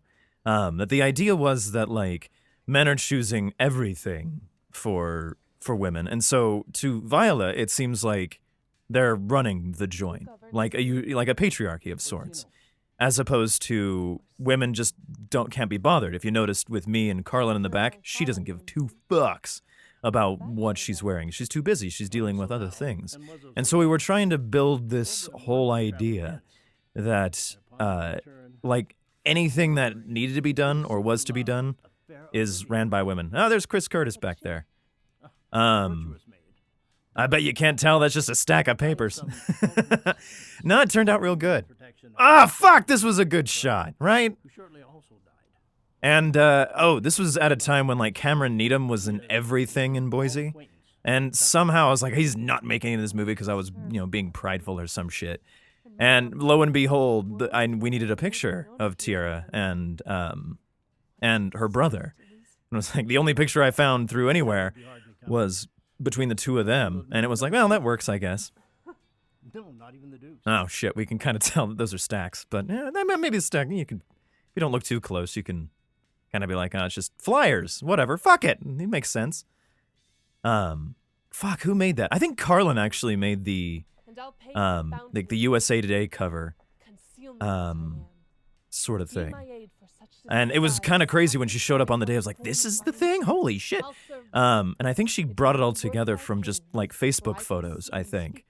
And fuck, did it not turn out good. What else mayhap to time I will commit. Only shape thou thy silence to my wit.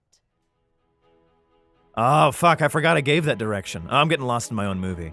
That glance at the camera, that was purposeful. Because I wanted to slowly build the idea that, like, we can do asides in this movie. And here we are building, you know, the duality of Viola. And fuck, we're in, man. We're into 12th Night now.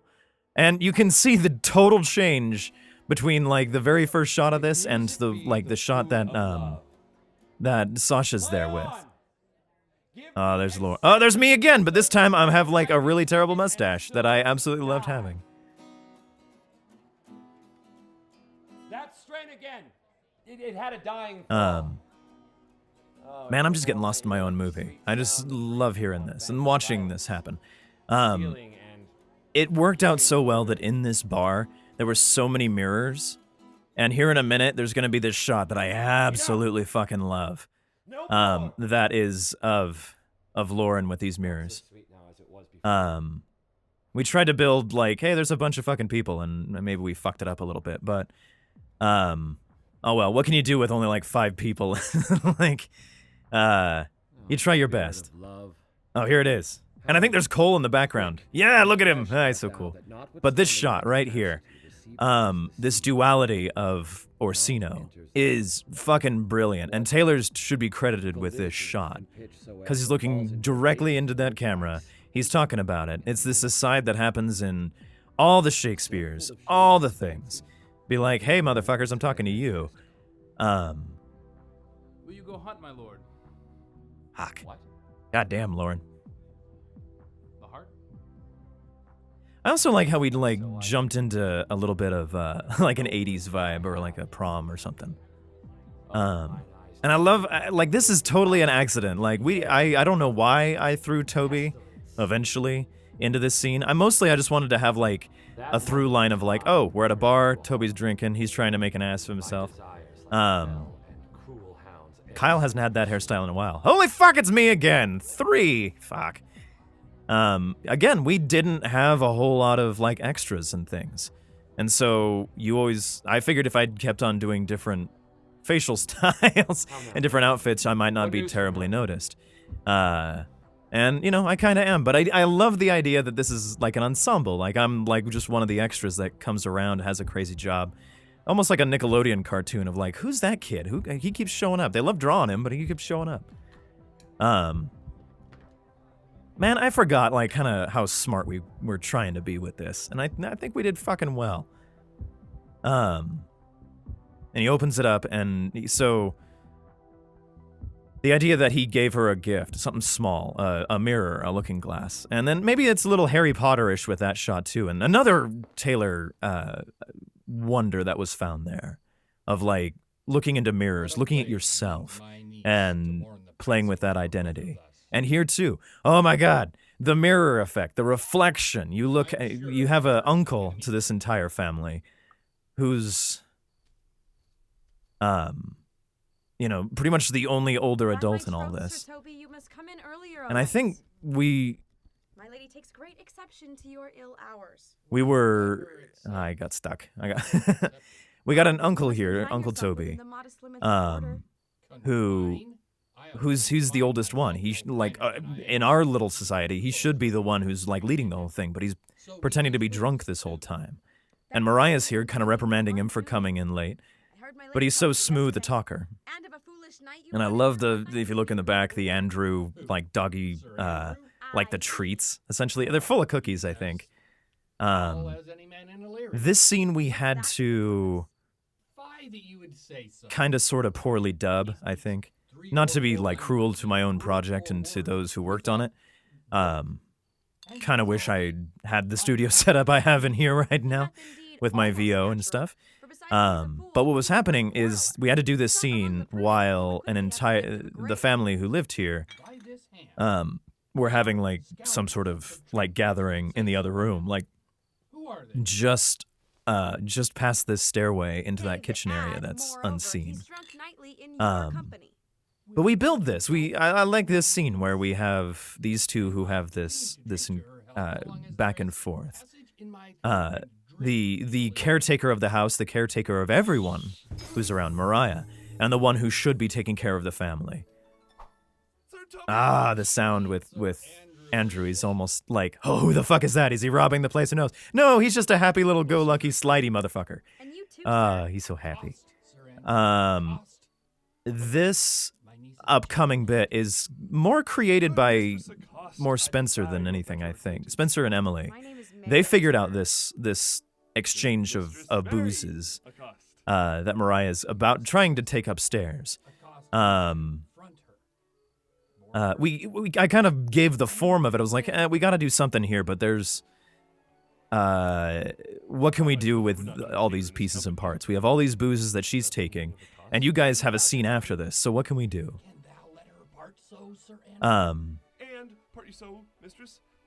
I love how Taylor and I think Kevin put the music to this particular scene. They used a lot of classical music to throw in here, because might as well. And it fits wonderfully. makes this whole thing sound marvelous. And really gives it so much energy to this oddly smart play by Andrew. That's about to happen.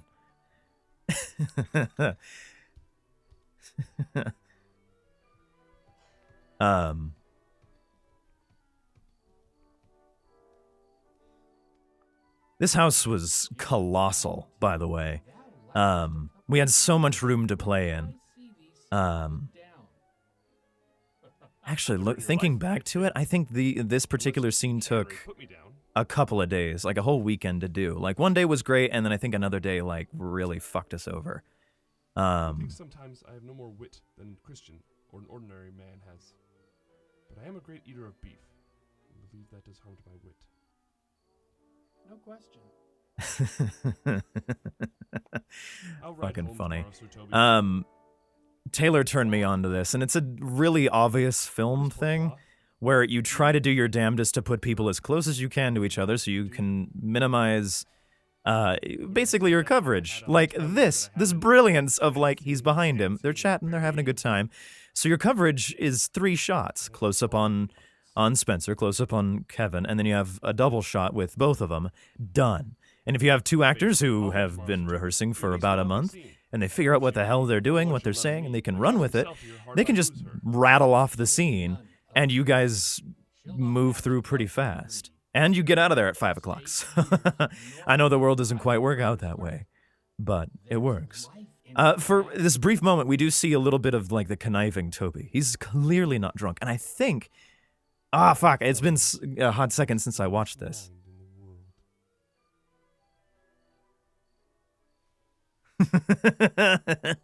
I think I don't know if it's Kevin who did this or I did. I don't know who came up with this, but nowhere does Toby actually drink. He has some sort of brewski, but he never actually drinks. I love the tonal shifts we did with this. I love the accidental do not enter, like, shit we just happened to catch in things. My God, we lucked out so much with just the subliminal little messages here and there. And look how handsome he looks. I bet you can guess who the hell that is. He's also wearing my shirt.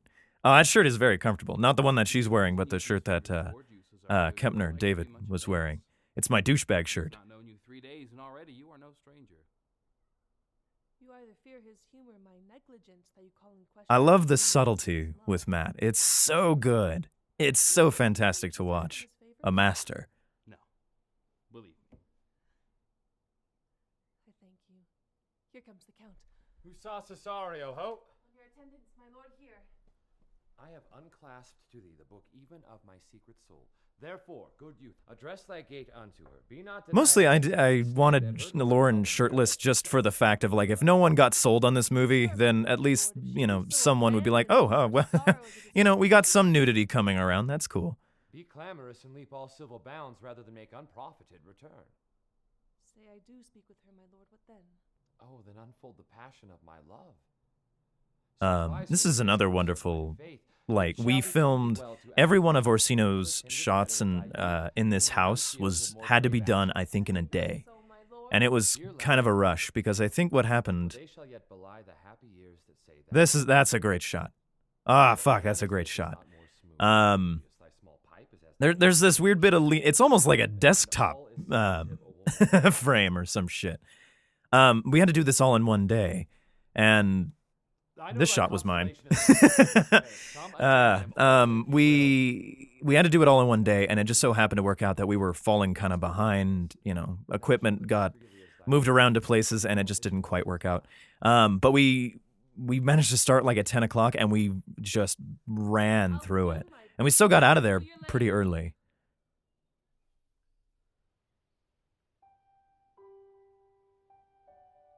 Yet a barful strife. And again, we have the reflection thing going on. We do it all over the fucking place. And it's fantastic. I keep forgetting that we make that happen. Oh, it's so good. We did so good. for our like very first little movie.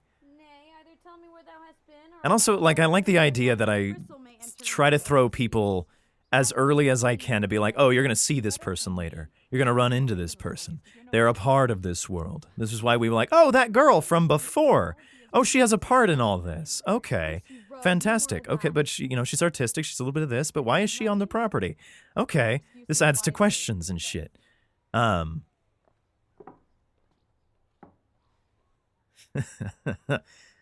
love this mothering quality that Emily brought to Mariah. Take away the lady. Go to. You're a dry fool. I'll know more of you. I think we had to cut down this scene a little bit. Mostly just to try to speed up the humor, I think, between the back and forth between Olivia and Festi. I know his soul is in heaven, fool. Then more the fool to mourn for your brother's soul in heaven. Take away the fool. What think you of this fool, Malvolio? Doth she not mend? I marvel that Is your brilliant. ladyship takes delight in such a barren rascal. I saw her put down the other day with an ordinary fool who has no more brain than a stone. You are sick of self-love, Malvolio. You taste with a distempered Rick is so appetite. good. There is no slander. Like, in a loud you fool, just though she give him a speak little truth, bit and he just runs with it. nor no railing in a known discreet man, though he do nothing but reprove. Now Mercury endue thee with leasing, for thou speakest well of fools. Tiara did so good at this. There's, like, the wonders of film and the subtlety of it is just so compelling to watch her just work. Who not, madam? Who of my people hold him in delay? Sir Toby. Her disdain, her just above it all, and did I come up with this? Did someone come up with this? They meet each other on a balcony, she has to talk down to her sister down there. Now you see, sis, how your fool grows old and people dislike it.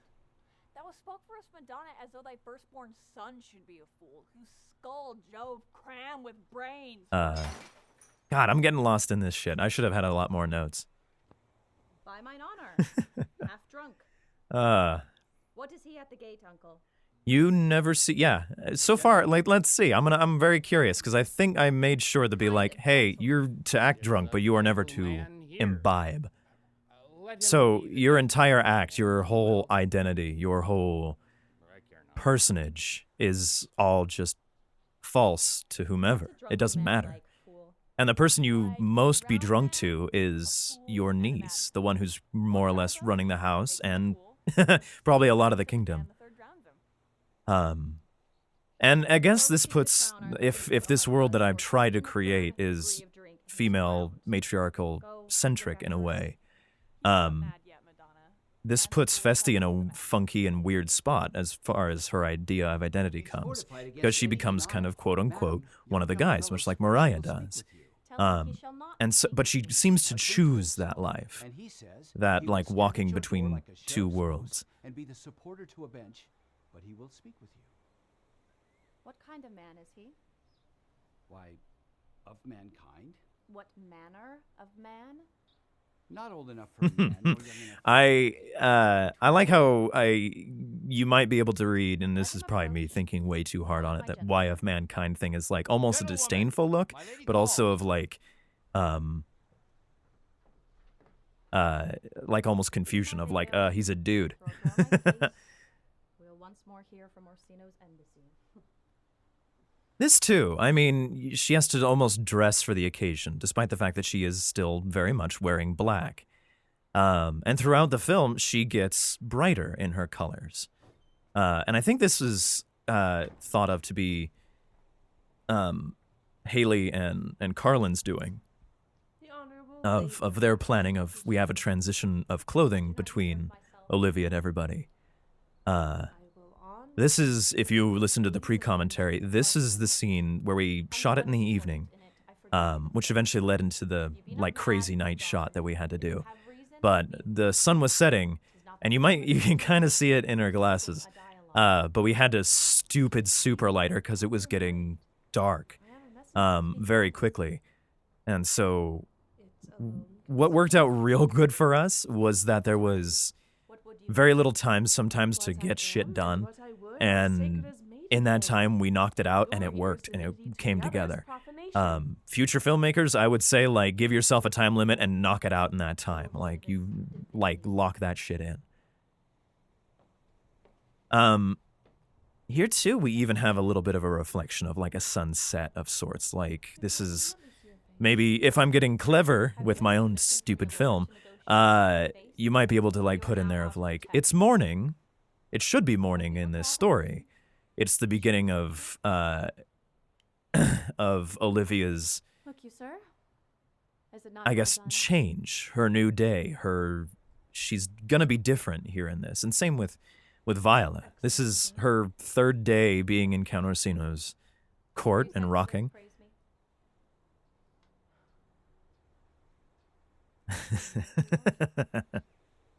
You are too proud. But if you are the devil, you are fair. My lord and master loves you. Oh, such love could be. I might both wanna- yeah. recompense, though you Sasha's are so good crowned at this. beyond parallel of beauty. Your lord does know my mind. I cannot love him. Though I suppose him virtuous, know him noble, of great estate. I remember working on this particular line with Tiara a bit, of I have like, taken this answer long ago. you have all these wonderful reasons why anyone else would choose a person. Why? What was Virtuous, and the original script, I think we cut this down too. What is your It's a character? lengthy list of like, he's virtuous and handsome and kind and this and that and blah, blah, blah, blah, blah, blah, blah. And yet she still can't. And so, I mean, that's choices being what they are. But she's going to fall for this Get thee, guy Lord. here in just a I moment. cannot love Ooh, him. damn, that look. Did you see that shit? That was amazing. That Unless like, perchance you whatever. come to me again and tell me I'm the so glad we caught that. Fare thee well. There's Love so much behind those eyes of hers. That you There's shall so much that it just like just rips into. I love it. Both of them. Oh, they're so expressive. And it's not overly much. It just locks you into it. above my fortunes, yet my state as well. Ah, and the music Gentlemen, pippity pops right on in. I'll be sworn thou art. I like too how we maybe put in there like how do you talk to yourself? How do you talk to Give thee 5 your gold aside? How does that go? Because there's kind of a difference. Are you talking to yourself? Are you actually addressing somebody? How do you go? Methinks I feel this youth's perfections with an invisible and subtle stealth to creep Oh, upon it's so me. good. What ho, Malvolio? God, you just lock into it, man. You're like, yeah, huh? After that same peevish messenger, he left this ring behind him. Tell him I'll not. I'm not for him. If We, that's I forgot about this. We had like a box of rings, that that she just has on her porch. That she just here, take it. And we had that. I think it was someone's jewelry box. I'm like, just pick one. It doesn't really matter what. And here too, we see like the dude's the driver. Valentine's At a moderate pace, I have since arrived hither. She returns kind of the this ring to you, chauffeur, sir. the You might have the saved me worker. my pains to have taken it away yourself. She adds, moreover, that you should put your master. I like how in Rick British doesn't hands. move. She will none of him. I love how we created And that of like one thing more. this brilliant thing of like filming it to well done, Taylor. Fuck, this was so good. Of like you get the expression of her annoyance as she's trying to turn, and you have Rick not moving at all, and it's just yeah, okay, well, you know, like it's all this pomp and circumstance. It's If you are fantastic. stooping for, there it lies in your eyes. If not, be it his that finds it. I left no ring with her. What means this lady? Fortune forbid my father said I've not That turns out to be my mom's car. If that, I don't think they don't have it anymore. Sadly, I am there'll be a blooper coming up. I'll show you, but his. this is so good. Poor lady, she would better love a dream. We lucked out too that the weather for that particular summer, or like Master loves her dearly. spring leading Oh, into God, summer, was so so much on man. fantastically She like mistaken, not seems terribly not hot me. until we got into kind of What will July. become of this? And we tried our best to do everything we could outside and then move everything inside, but scheduling being what it is with who's available and when, oops. Weird camera move, but oh well. First time jitters. What do you want? And so she leaves it. Yeah, fuck it, whatever. And we move on, I think, to the next night with Toby and and Andrew. Andrew. Not to be a bed after midnight is to be a bed. This must have been a different day that we filmed because we were able to get kind of a silent house. So the wonders of this movie is like, if you can get past the beginning of us like stumbling through and figuring out what the fuck we're doing, it really pays off. Because look at it's a great, it's well acted, it's well shot. Look at this. I love this shit. You can see everyone's expression. You see what's going on. You understand it, I hope. Or I fucking do. And that's all that matters. I'm very happy with this movie.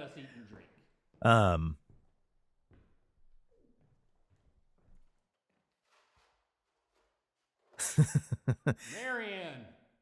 Kind of wish I got like an expressive shot from him. Or Here goes the fool, in faith. I wonder if we had to be kind of quiet. Welcome, ass. Maybe Let's have a catch. Excellent. some reason. This is the best fool. But I understand that it's like echoing through the house, so it's almost a mausoleum in this place. So there's not this fullness to the sound. And I kind of like that it's just this empty sound to the house. This echoey bam bam bam bam bam. That it's no matter who's talking, it echoes through the house. And it kind of has to. And maybe looking back on it, I'm like, oh, that actually works out real well with him just kind of like, no matter what volume I speak at, you're going to hear it. Her blood. Hilly Valley lady. Beshrew me, the knight's an admirable fooling.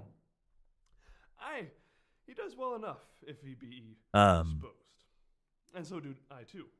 He does it with a better grace, but I do it more natural. For the love of God, peace. My masters, are you mad or what are you? Have you no wit, manners nor honesty, but to gabble like tickers? And I like too how I think the girls came up with this. Haley and Carlin of like everything about Malvolio has to have something real over the top fancy. Like his dressing robe is so put together. He himself is. Neck up. Sir Toby, my lady bade me tell you that though she harbors a kinsman, she's nothing. And this in between of poor Mariah, who has to like keep up some sort of appearance in like the household, but also is playing kind of the liaison between both. He's family, but this is like the major domo of the house. Dost thou think because thou art And, you know, virtuous, that there will be no more cakes and ale? and Toby sees through this freaking disguise that Malvolio is putting on, this air of authority that he wants to raise up to, and he'll talk about it here in a bit. She shall know of it by this hand. And two, like this also lent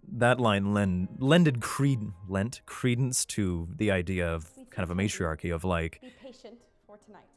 and to build Olivia into a much higher station as well as the world itself, to throw everything into kind of a wrench. Now Malvolio is kind of a tattletale, like, I'm gonna go tell her she's above it all. Ass. The best persuaded of himself, so crammed as he thinks with excellencies, that it Ass. is grounds of faith that all that look on him love him.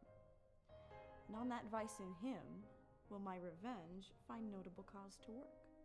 What wilt thou do? I will drop in his way some It's almost sultry in a way.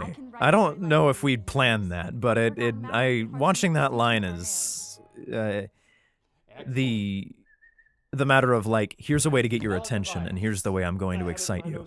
Oh, I forgot about that shit. Kevin and Spencer figured out a way to, like, every time that Andrew's got to show up, he's gonna Toby does something to bring him back, like the whistling, and I think later on there's like a pat on the leg or something, like, come here, boy. And he comes running, and the one like obvious joke I just let low, like, okay, and then we're just right back into the action. It's fun that it interrupts, and I love that it does, but it's more for me than anything. here comes one of my favoriteest shots in the world. He's a beagle. True bred. Never really realized that we got some. I forgot that he just pops the fuck in. The reflectiveness of Kevin's glasses, of Toby's glasses, that he can see. It's almost Lord of the Flies in the sense of like, God, I wish I had like thought of this a little bit more, of like him cleaning his glasses or something so he can see through everything. This one right there. That one's mine. I know that one was my shot. I'm like, this is fucking brilliant. Let's do that. So that she's listening in on everything, despite the fact that like earlier I was like, oh, you can hear everything through the house. But she's waiting. She wants to be accepted through everybody. And she can feel it and I don't know, etc. It looks so good. Again, this is at the Orsino house that we only had one day to do. And during the tail end of this scene, I hadn't eaten terribly much, and Sasha was giving a wonderful performance, and my stomach growled several times, to the point where she sent me out of the room so they could finish filming.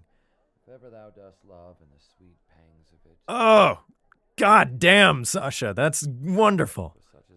Fuck. Oh god, I'm caught. Well done. How dost thou like this tune? I think this might be one of the best filmed scenes we did. Absolutely, because I think we definitely had everything on the rails. We knew what we were doing. We knew what we were getting, and it mirrors also the Toby and Andrew scene just a little bit ago. And it might be stupid of me just to be like, oh, it's a style choice. And like, no shit, it's a style choice. But it looks good, right? It looks so good. She is not worth thee then. How many years in faith? And I love this like boyishness that they like. There's definitely some sort of age difference in here. But there's starting to be this like unknowing mentorship of sorts. However we do praise ourselves, our fancies are more giddy and unfirm, more longing. This also lays some credence into some idea that I was trying to throw out there. Orsino's built in to be like, hey, us dudes, we're giddy, we're lost, we're more this, we're more that. Et cetera, et cetera. And I like this, and I don't know who thought this shit up, but how brilliant is it that they're looking at each other? That before it was like above and below, and she moves to be even, to look him directly into the eyes, and to correct this moment that they're they're building that particular connection. Once more, Cesario.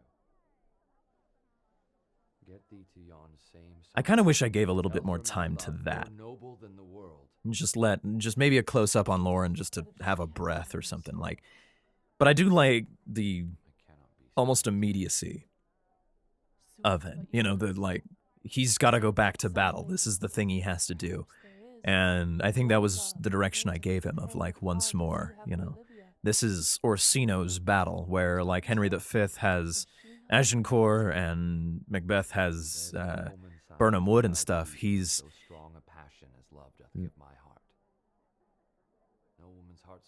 yeah, so he's gotta go for this. This is his only path, and he's bought into it. It's almost a destiny, and through literature and through people's lives, people think they are identified through a destiny of whether it's something that they give onto themselves, something that they are told that they are given.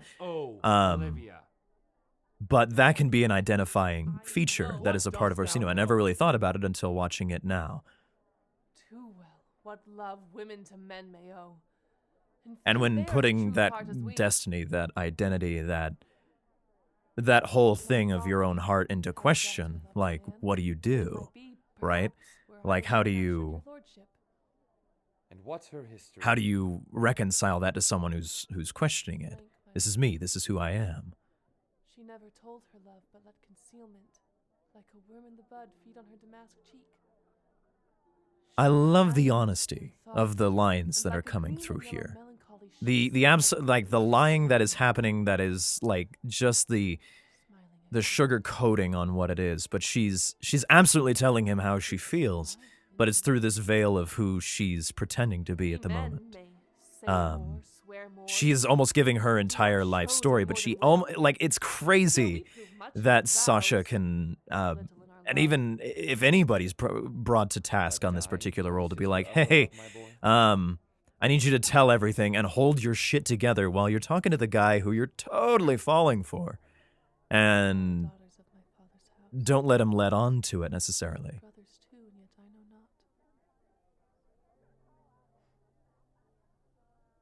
Sir, shall I to this lady?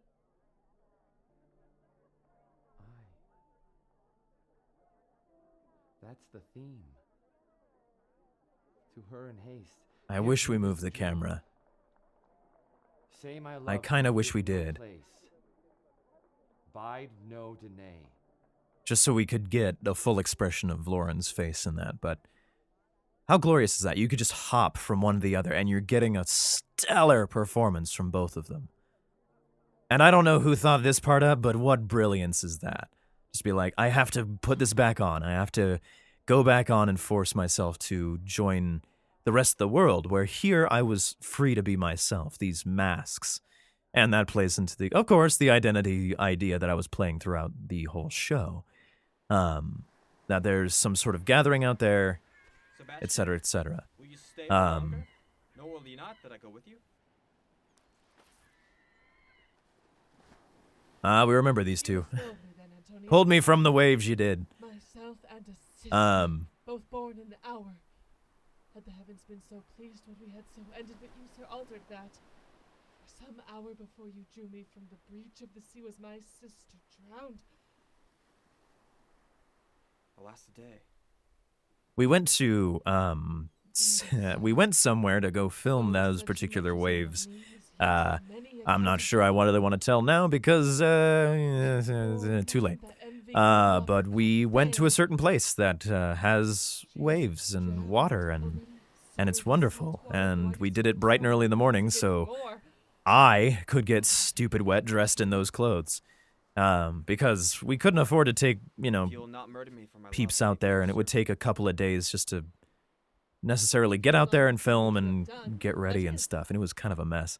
So it worked out that it was just me and Taylor who took the crazy drive out there, saw Kevin Smith, and wrapped up the slates and parts of this film. I have many enemies in this court. I wish I had done a little bit more with David's character, in so much as built into something that, like, unless you're really reading into it, he's like, the idea was that he's a degenerate of sorts for Illyria, and he's been branded, and he's got to head back there. And I don't know if I necessarily cover it, I wish I did. I had this whole grand plan to have, like, some sort of riot happening, but then, like, we have no budget. Scruple of this sport, let me be boiled to death with melancholy. Wouldst thou not be glad to see this miserly, rascally sheep biter come to some notable shame? I would exult, man. You know, he led me out of favor with my lady about a... We show this guy, this Adrian, this Fabian of sorts, who's... And we'll fool him, black and blue. Who's a working man. He wants to get some shit done. He's honorable. But everybody is like, hey, you want to see Malvolio get a little bit messed up? We're going to start a little bit of a prank. I think this was day one. This was our first day of shooting at Val's place. And it had rained just before. And we almost didn't shoot. Like, that was almost a thing of, like, what are we going to do today? I'm like, oh, fuck, if we don't shoot, like, what's going to happen? I had to leave the set for a little bit to go congratulate my future wife on graduating. But we were shooting this scene. Oh, and god damn, did they do a good work with the habanera with this. How brilliant is that? I don't know which decided to put it in there, whether it was Mike or Kevin or or Taylor to put that in there. Sitting in my state, calling my officers about me in my branched velvet gown. And I wonder, like, I know I have Rick look into the camera, but there's this wonder of the aside that I have going here that I absolutely adore, of like, this is a performance. It's its own performance to himself and to the whomever. I believe what's about to happen is was Rick's idea. I'm not entirely sure, but it might have been mine to be like, let's add some more hate onto Malvolio, as he wants to rise up through the ranks and marry and put Toby in his place, while the four of these folks watch him. And does Toby give you a blow about the lips there? Saying, Cousin Toby, my fortunes haven't cast me upon thy niece. Give me this prerogative of speech. You must amend your drunkenness. Peace, or we break the sinews of our plot. Besides, you waste the treasure of your time with this foolish knight. That's me, I warrant you. Ah, this is marvelous. I knew it was I!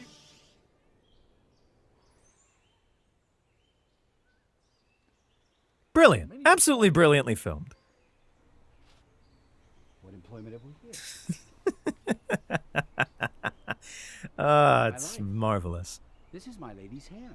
These I'm happy. C's, her U's, and her T's. Oh, and thus makes she her great P's. It is her hand. C's, her U's, and her T's. Why that? We had such a hell of a time trying to figure out what the hell to write on the front there that had C's, U's, and T's, and P's, and so on. I'm like, what the hell is on this?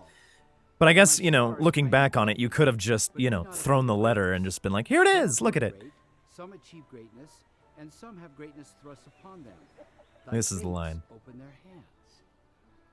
Be opposite with a kinsman, surly with servants. She thus advises thee that sighs for thee. Remember who commended thy yellow stocking?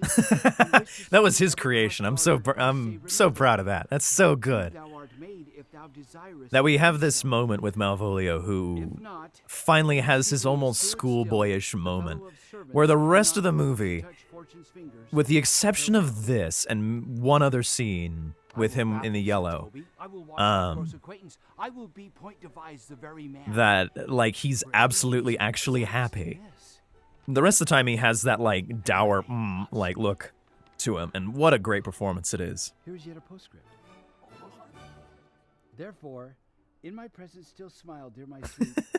Because they have no idea what is actually written on this. I forgot about that. Fucking fantastic. Thou wilt have me.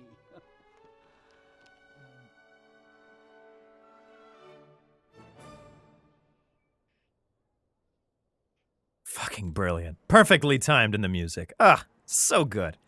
I'm so happy. We did this scene so often that Val, the owner of the house, and her daughter had memorized everyone's lines doing this scene. Because I think they had like, you know, it was warm out, and so there was kind of a breeze, I think. And so they had the screen door open, and I think they were just watching TV downstairs. But they could hear us, and we were going through our thing. In faith or I either. Nay, but say true, does it work upon him? Like aqua vitae. If you will then see the fruits of the sport, mark his first approach before my lady. He will come to her in yellow stockings, and 'tis a color she abhors, and cross-gartered, a fashion she detests. And he will smile upon her, which will now be so unsuitable to her. This was also super fun to figure out what the hell this meant. And it meant that I think I had Carlin and Haley be like, guess what? You get to create this. This outfit that Malvolio gets to wear. Bumble, I think, is the name of the tarantula. And he was super cool, and I don't much care for, like, spitters and stuff. But that was Lisa's. She was like, you know, I was like, can you bring the spider along just to be your own, like, nuisance at the front gate? Before the movie Homecoming came out, like, this is almost like the new Mary Jane before the new Mary Jane of sorts. She will keep no fool, sir. Indeed, I'm not her fool, but rather... It feels that way, at least, but, like... Corrupter of words. Foolery does walk the orb like the sun, sir. It shines everywhere. Nay, and thou pass upon me. I'll no more I think I threw out there, like, Festi knows what the fuck's going on. Like, hey, you... My lady is within.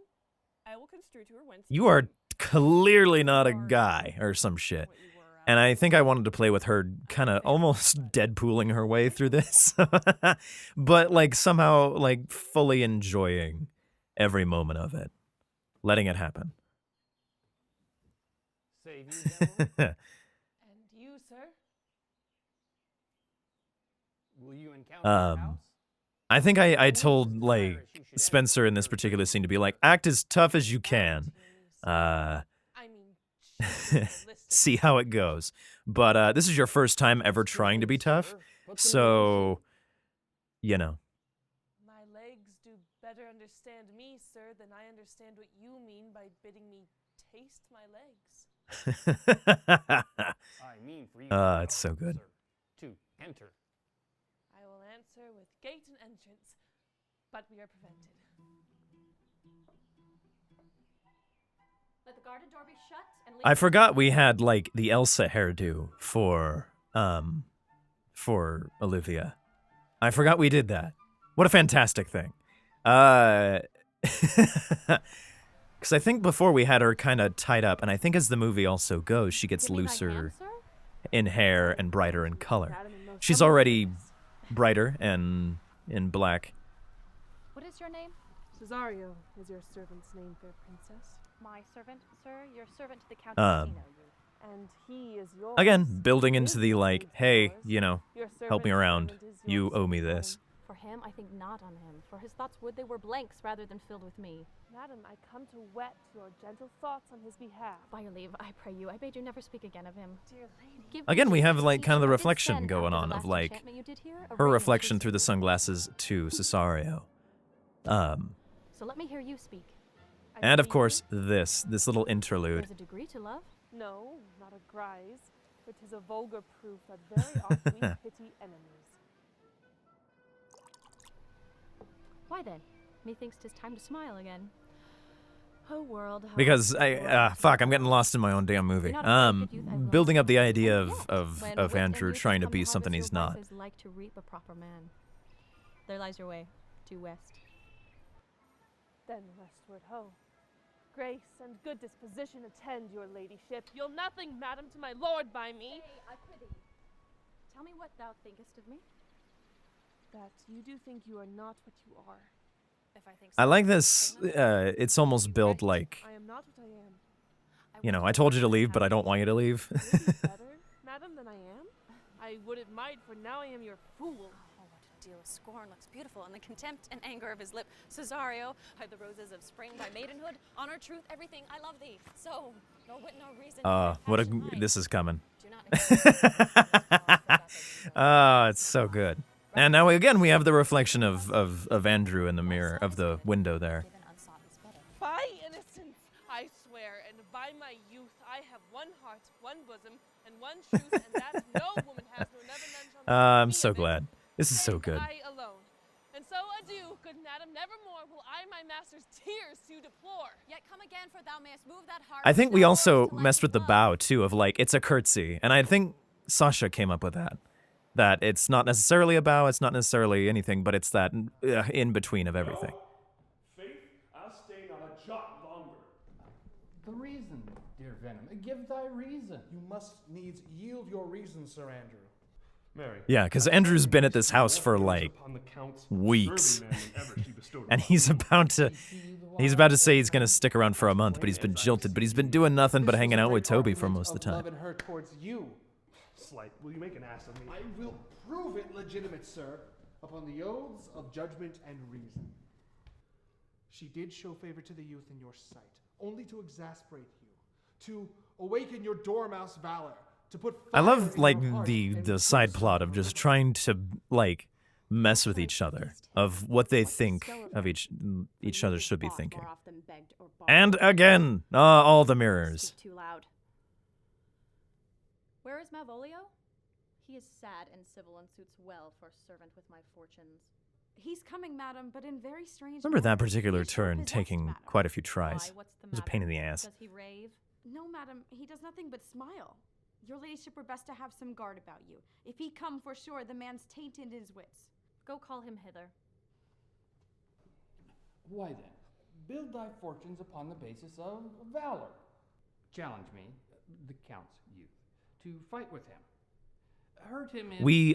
I remember this. We had to... What happened here was this used to be, like, its own scene. And the scene between Olivia and eventually Malvolio here in a minute used to be its own individual scene. But it made a lot more sense, and I think Taylor and Kevin actually put it together, being like switcherooing it piece by piece to make it actually fit with each other, so that it wasn't one thing here, one thing there. This was all happening all at once. Go then, write it in a martial hand, but be cursed and breathe. I think we did have to move things around a teensy bit, but taunt him with license of ink. Fun of invention. The valorous Spencer. I have that. I still have that bag. We'll call thee.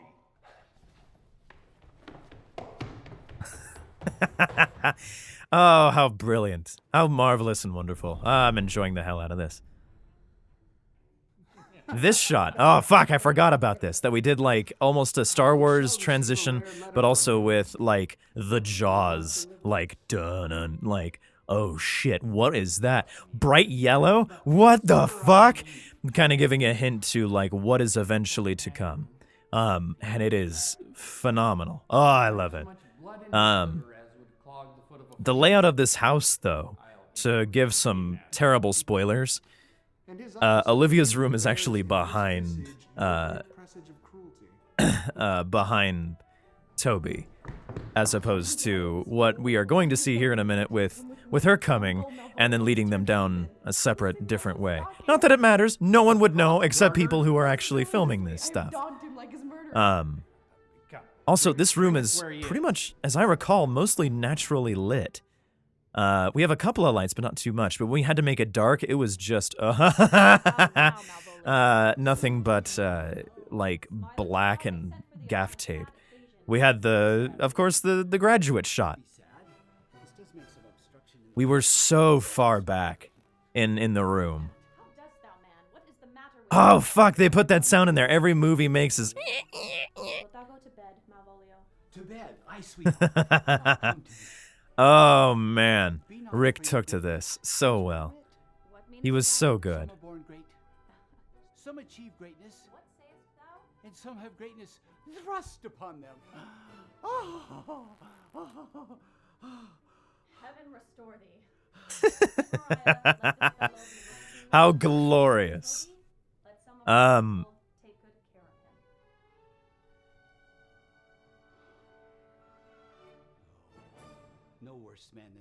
I like how there's a moment I wanted to say, being like, maybe we should have had Tiara's shot there. But I kind of like how we just have all of Emily there. Because it's almost just as dismissive to Malvolio in that moment of like, we're not even going to show this. But it is Job's doing, and Job make me thankful. And when she went away now, let this... I think I read somewhere in the building of Malvolio, the part of the reason that, like, some people didn't like him or weren't supposed to like him is because he was a completely different religion than everybody else. Like, he talks about Jove, he talks about, like, the gods and this and that. And everyone else seems to not really mention it, but he's the one who's totally for it. But then again, you know, I might have just misread this and been like, it's fucking Greek, you idiot. And like, shit, sorry. And I might have forgotten. And I told Kevin to go full Joker with this. Not by my will, since you make your pleasure of your I will no further chide you. This we had to shoot in one morning. And the sun kept creeping up on us. And it was, you know, bright and early, but luckily we were shooting in an alley, but like, you know, noon comes for us all. And Well, tomorrow, sir. Best first go see your lodging. here we're not in Freak Alley necessarily, but we're pretty close to it as far as in the Idaho goes. Memorials and things of fame that do renown this city. I guess she's more wearing orange than red. I do not without danger walk these streets. Once in a sea fight against the Countess galleys, I did some service. Of such note indeed, if I were taken here, it would scarce be answered. Belike you slew great number of his people.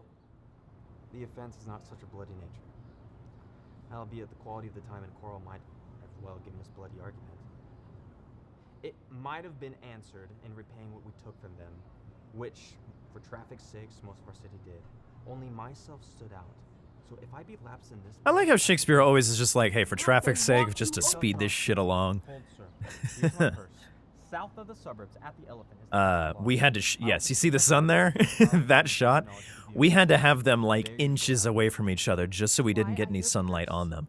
Because, reasons being color corrections and making it look super pretty, we had to be up close and stupid personal. And it was glorious. But I love that we were so close to David on that. Because, totally serious.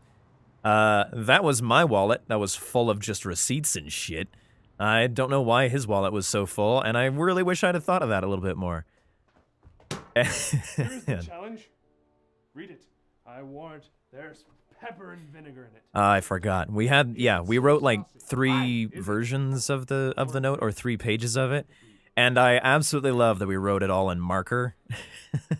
Youth, whatsoever thou art but a scurvy fellow. Good and valiant. Wonder not, nor admire not in thy mind why I do call thee so. Did he take a drink? He might have. Fuck, we might have fucked it up. He might have taken 1 drink, but I don't remember. Good note. That will keep you from the blow. But so far, I mean, 1 drink throughout everybody else is taking all sorts of things. Olivia, and in my sight she uses thee kindly, but thou liest in And I'm not sure we made sure that it was like a full beer in each time that Toby had a drink. We might have messed that up a little, but like the idea and the intent were there for sure. Good.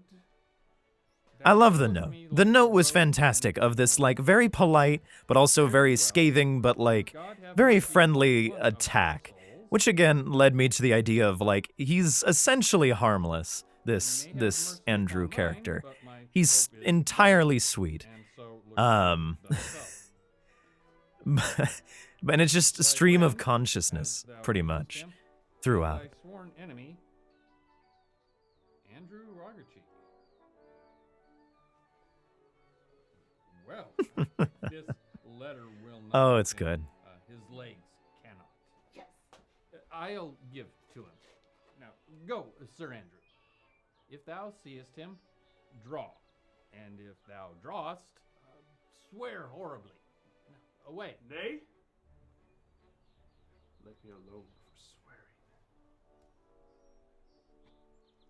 I think that was his favorite line. And it's not necessarily, I mean, I love that line. That line's fantastic. I don't know if I have a favorite line.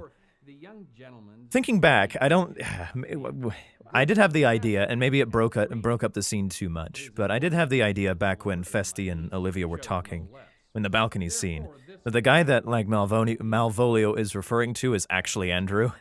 That Festi threw him a bone, if you know what I mean. And like we were just gonna have just 1 half-second little clip of Spencer just waving madly at the camera.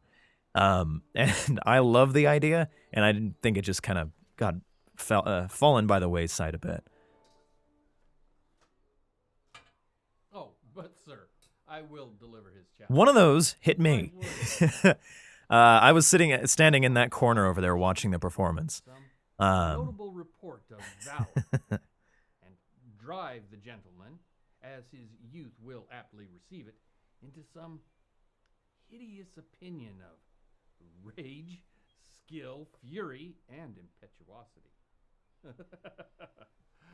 This will Getting lost again. So that they will kill one another with a look.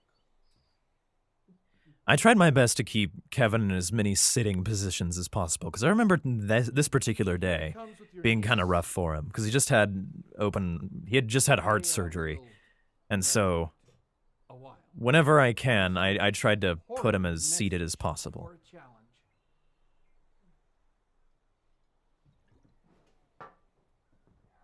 Yeah, I don't have him drink. Here, wear this jewel me? And even more so, Olivia is dressing down. She's getting more colorful, more vibrant, and her hair is down. And I beseech you, come again tomorrow.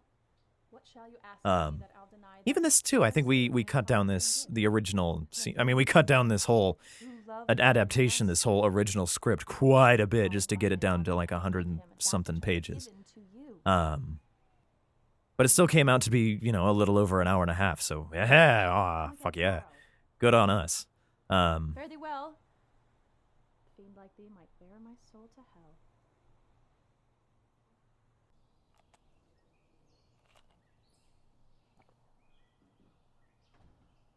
Hanging out another day. I think there was, if you looked real close, you could see my reflection in some of the chrome in there. Yeah. God save thee. I told Sasha several times that she can wear like sports bras and things and whatever else to make herself comfortable to, you know, tie down stuff, but like, you know, apparently we were not going to do that. So I told her in that moment, just be like, let it be known that, you know, becoming a dude for days on end is just awful. It is the worst thing imaginable. So let that pain just run through it. Free and clear of any image of offense done to any man. You'll find it otherwise, I'm certain. Therefore, if you hold your life at any price, you will take to your guard. For your opposite hath within him what youth, skill, strength, and wrath can furnish. Again, the wonders of, like, telling Spencer being like, act mean, but, like, get distracted by your meanness. And that's what's just about to happen. Very devil in private brawl. Souls and bodies hath he divorced 3. And his incessant at this moment no one ever tells you that keeping the costumes straight on people who change clothing quite often is a colossal just pain in the ass. Because there were several days I'm like, oh, fuck, what is he wearing? We had to try to keep things as simple as possible, and for most we did. Except for Andrew and a couple others. Of some kind of men that put quarrels purposely on others to taste their valor. Belike this is a man of that quirk? Sir, no. His indignation derives itself from a very competent injury. Therefore, get you on and give him his desire. This fight. Back you shall not to the house, unless you undertake with me that reference to Shrek, because why not?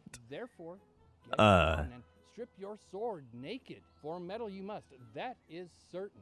Such a happy bit of music as we're about to walk into, like, hey, we're about to duel and murder each other. So, all right, here we go. We're gonna have ourselves a duel. And have Violet, like, completely, like, what the hell?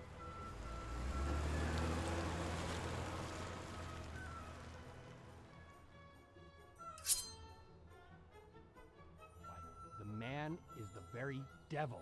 But I love how, like, the right-hand man, this hitman guy that I've created for Orsino, could give a shit. He is totally nonplussed by whatever the hell is going down. Like, these things happen every day. And I like that. It was a kind of a confident feel, and it set things up for what would happen later on in this scene. And all it took was a little lie of just like, oh, by the way, he's this guy. Oh, shit! Plague on it. I'll make the match. I think I told Sasha, she was doing this thing throughout all the production, this bloop move. Essentially like a... Therefore, what would you call it? Like an octopus, like waving the arms a little bit. Bloop. And so I was like, you know what?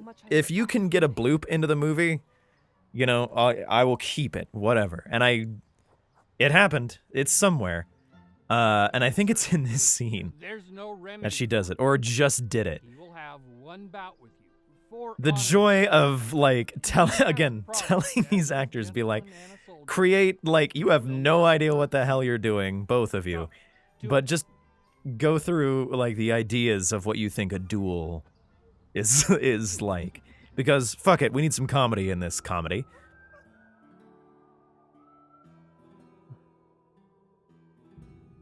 This was Taylor's bit of production of making, like, a Western or some shit. And I think... We got the best we could with like kind of a sword fight.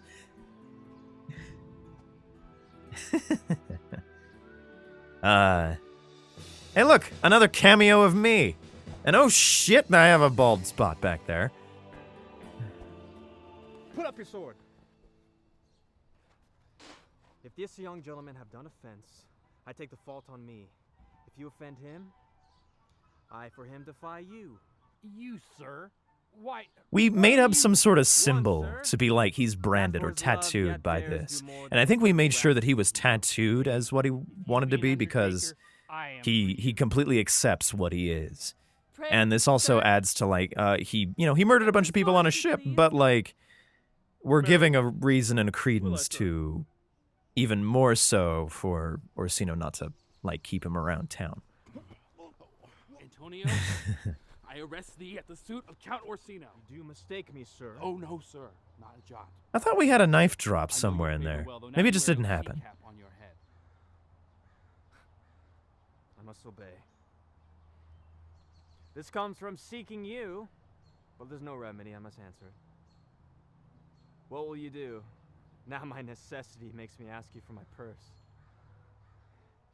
It grieves me much more for what I cannot do for you than what befalls. I like this comfort.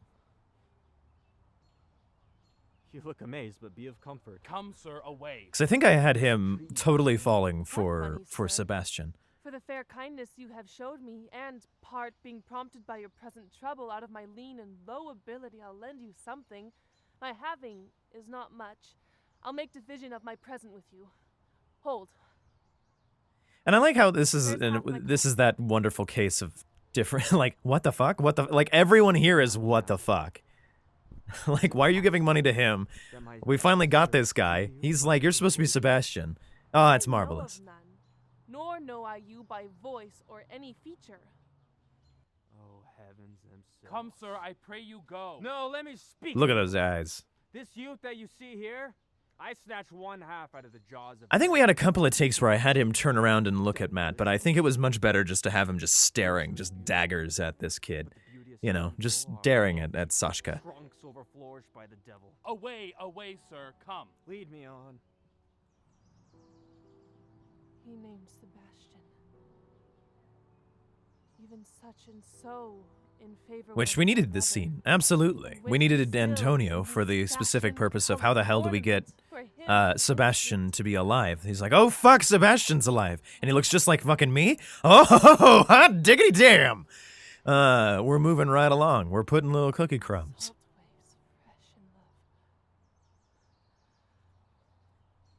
I thought my brother was dead a couple days ago. Hot diggity shit. Night. Come here, Fabian. A coward.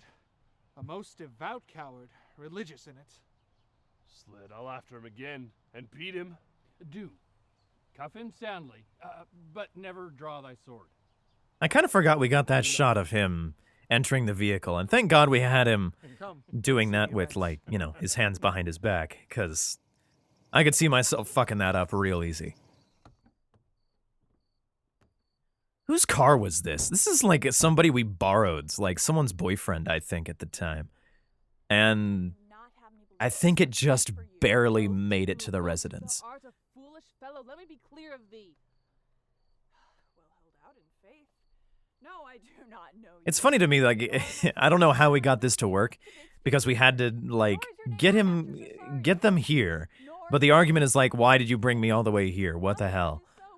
I mean, if we could get a sponsorship from Lyft, maybe would have made some sense, I suppose. But this is one of those like, I just hope you buy this. This is clearly all our night shots, and we started as soon as it got dark, and I think it took 6 to 8 hours.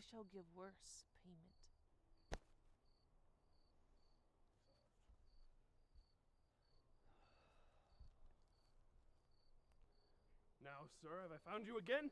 There's for you.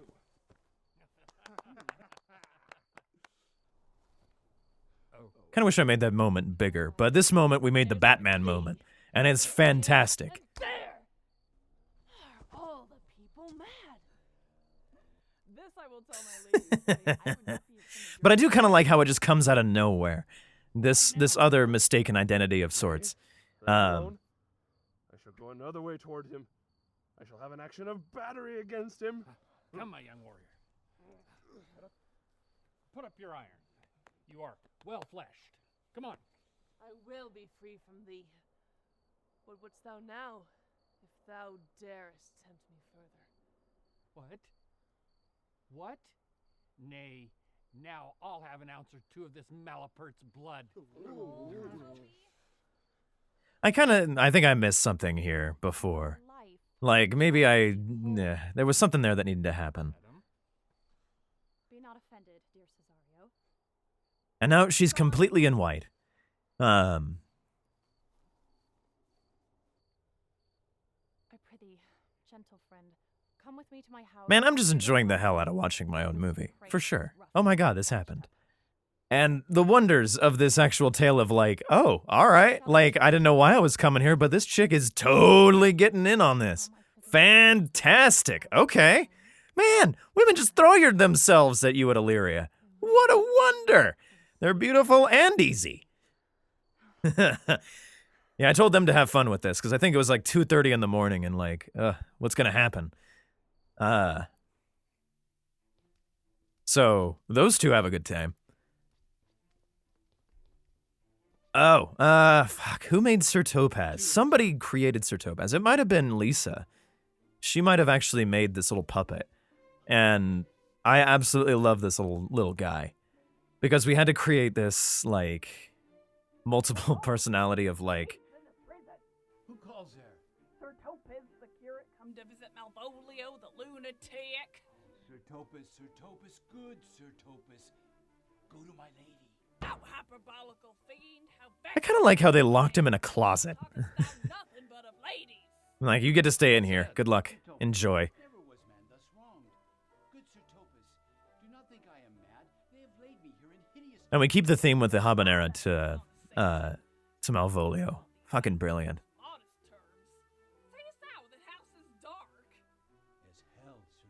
I know how we had to just blast creating this scene of like, what exactly is Sir Topaz's voice? And how do we, like, fool people into believing who is who and where is where and what can you actually see? Because this scene works out just about as well as it does on stage. With, like, a walking by priest and it's all... I think it's all supposed to be festy the entire time. Nay, I am for all waters. To him in thine own voice, bring me news of how thou findest him. I would we were rid of this knavery. This scene, we took a couple days to actually film because scheduling-wise it got a little kind of... We had to push this back, we had to move it around a bit. But here we get, finally, Toby moving in for the kill, as it were. Of accepting Mariah for like, oh, we kind of have a thing for each other, right? If you want. And he just lays it out there.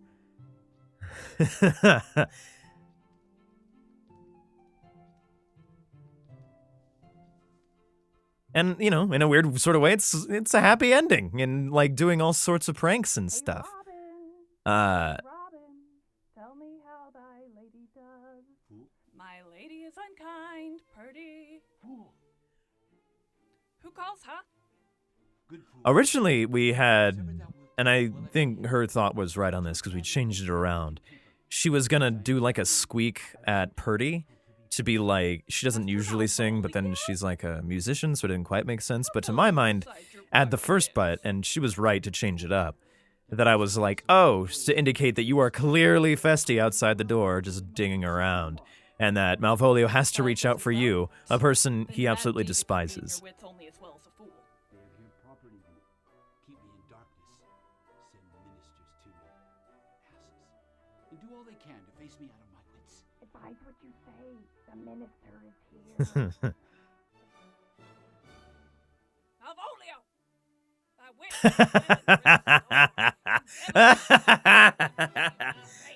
What a great shot. It's so wonderful. I think she had that as like her background or something for a while because it's just fantastic. We even talked about the idea of like maybe Sir Topaz became a little too real, and the comedy of that, of of even if it like actually walking away, that she could just be on her own doing this, but for some stupid reason, and it's mostly for my enjoyment that we have this puppet that she has to like get into character for. Oh, it's fantastic. I think it's marvelous. I'm so happy. I'll help you to it. But tell me truly, are you not mad, or do you but counterfeit? Believe me, I am not. I tell thee true. Nay, I'll never believe a man until I see his brains. I'll fetch you light and paper and ink. Oh, good fool, I've requited in the highest degree. Go, be gone, I pray thee. I am gone, sir, and anon, sir. I'll be with you again. Ah, good fun.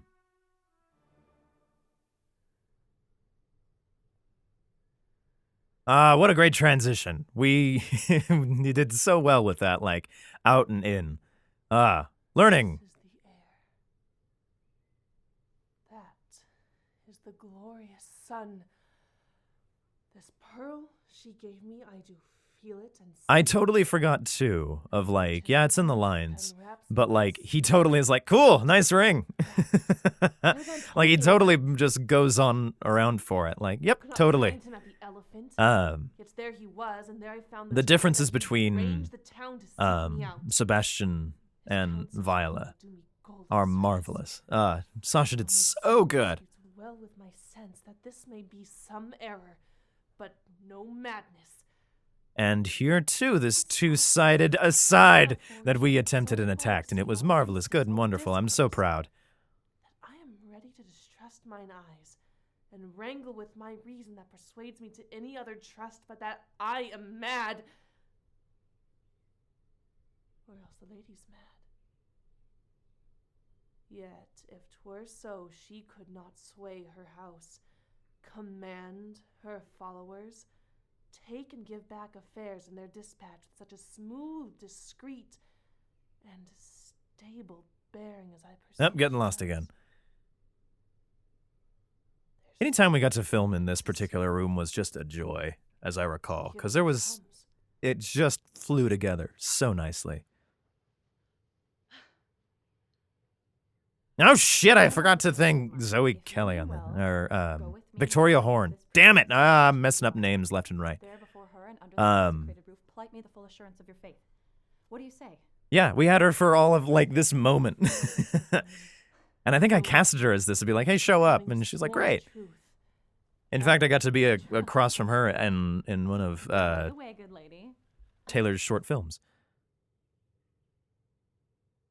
We also have like the female minister in there, which I very much enjoy.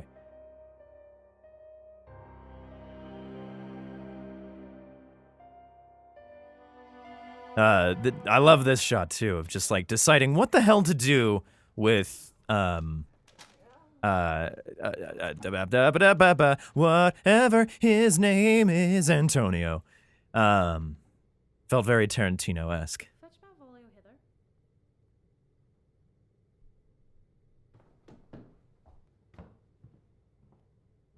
hither. Yeah, go get him.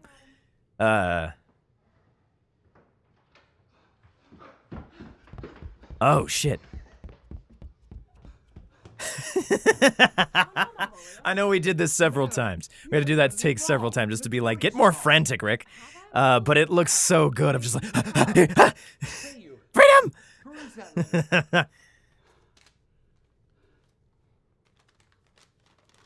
And I love how we just held on to it this whole time. You must not now deny that is your hand. Write from it if you can, in hand or and she's, I didn't even realize this. She's still in her, like, quote-unquote marriage gown. Like, she just got hitched, and he's been jilted by this. Why you bade me come smiling and cross-gartered to you, to put on yellow stockings and to frown upon Sir Toby and the lighter people. Why have you suffered me to be imprisoned, kept in a dark house, visited by the priest? Tell me why. Alas, Malvolio, this is not writing. This is, we're coming to a close on this whole movie. This was probably the quickest scene we've filmed. One of them, at the very least. because I think it was just like, ba, ba, ba, ba, ba, and we were, like, it was less than 2 hours that this whole scene we put together, knocked it out, and we're done. And I think this is one of our last actual scenes we filmed, to be fair. Like, we were all kind of like, holy shit! And we put it all together. I don't think this might not have been the last one, but I'm not entirely sure. But we were very, very close. Myself and Toby set this device against Malvolio here. Mariah writes the letter at Sir Toby's grave. And here's this. The whole movie trying to play with identity and the idea of where does honesty lie in all this. That Fabian's character, the one that Adrian's portraying right now, is totally honest with the exception of the one prank he pulls on Andrew. And it's mostly just to show his own folly at the situation. I was one part in this interlude, one Sir Topaz, sir. But here we have everybody who comes back through and goes like, hey, we fucked with you. I'm not mad. And thus the whirligig of time brings about his revenge. I'll be revenged on the whole pack of you.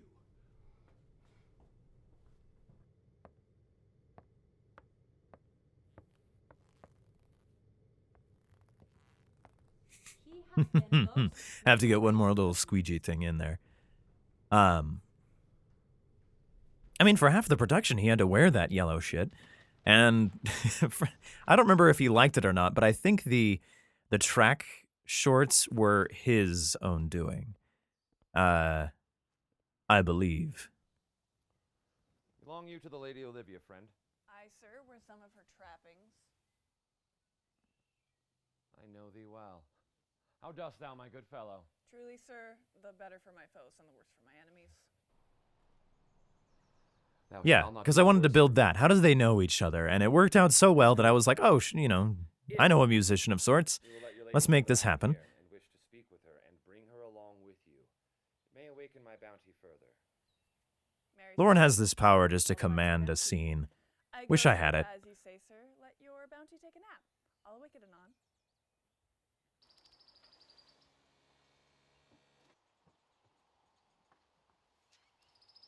Ah, hear that puppy slightly purr.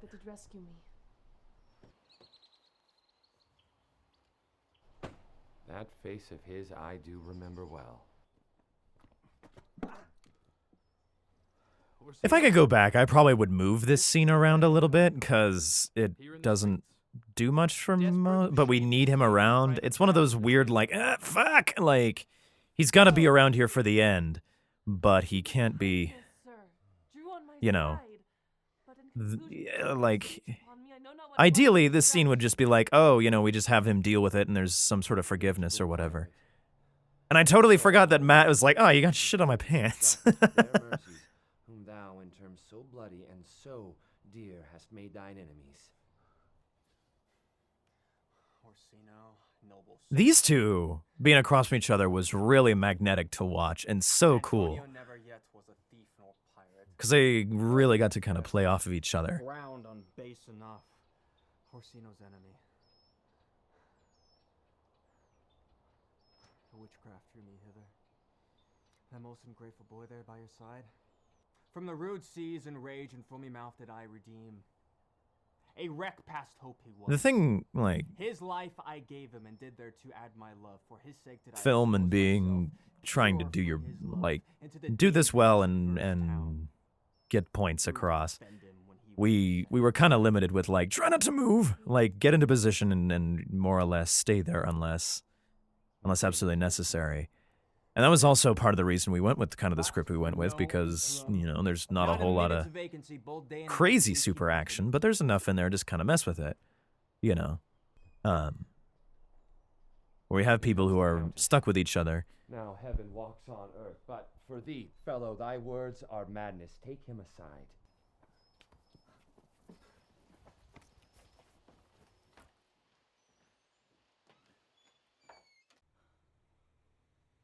And I think that's the last we see of Lisa in this show. I don't know where we got all the roses. I think we just moved everything that Val had in the back. We just moved it into this like flower throne of sorts. And there's a terrible picture of me. What do you say, Cesario? Still so cruel. Still so constant, Lord? What? To perverseness? You uncivil lady whose ingrate and unauspicious altars my soul the faithfulest offerings hath breathed out that ere devotion tendered. What shall I do? Even would it please my lord, that shall become him.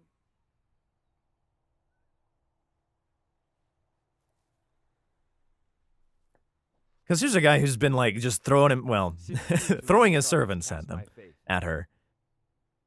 And that I partly know the instrument that screws me from my true place in your favor. Live you, the marble-breasted tyrant, still.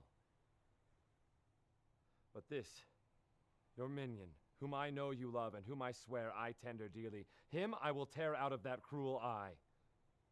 Come, boy, with me. I'll sacrifice the lamb that I love to spite a raven's heart within a dove. Come, away. Whither, my lord? Cesario, husband? Stay. Oh, shit. Oh, fuck. Not I. Alas, it is the baseness of thy fear that makes thee strangle thy propriety. Fear not, Cesario, take thy fortunes up. Oh, thou dissembling cub. What wilt thou be when time has sowed a grizzle on thy case? Or will not else thy craft so quickly grow that thine own trip shall be thine overthrow? Farewell. And take her. But direct thy feet where thou and I henceforth will never meet. My lord, I do protest. Do not swear. Hold little faith, though thou hast too much fear.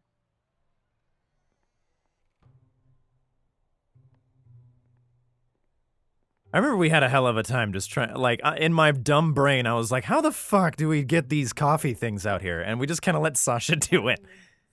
Hi. Here in a moment, you get to see the back of my head. How have the hours racked and tortured me since I have lost? And I do love how, like, how we just filmed this in such a way that it was like, Sebastian is just, like, unwittingly just like, oh, hey, how's things? Who are you? How's this? What? Okay. An apple cleft in two. And I don't think we really gave an end to, like, to Antonio. We don't really know. Like, things probably moved badly for him after this whole show and a half. One voice. Yeah, that fuzzy person's me. One habit and two persons. Do I stand there?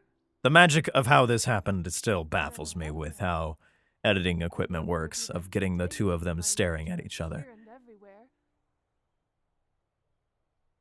I had a sister, whom the blind waves and surges have devoured. Such a Sebastian was my brother too. So went he suited to his watery grave. Were you a woman, as the rest goes even, I should my tears let fall upon your cheek and say thrice, welcome, drowned Viola. If nothing lets to make us happy both, but this, my masculine usurped attire, do not embrace me. Reuniting, and it feels so good. Here, Sasha, act across from yourself. Among all the other homework I give you, here you go.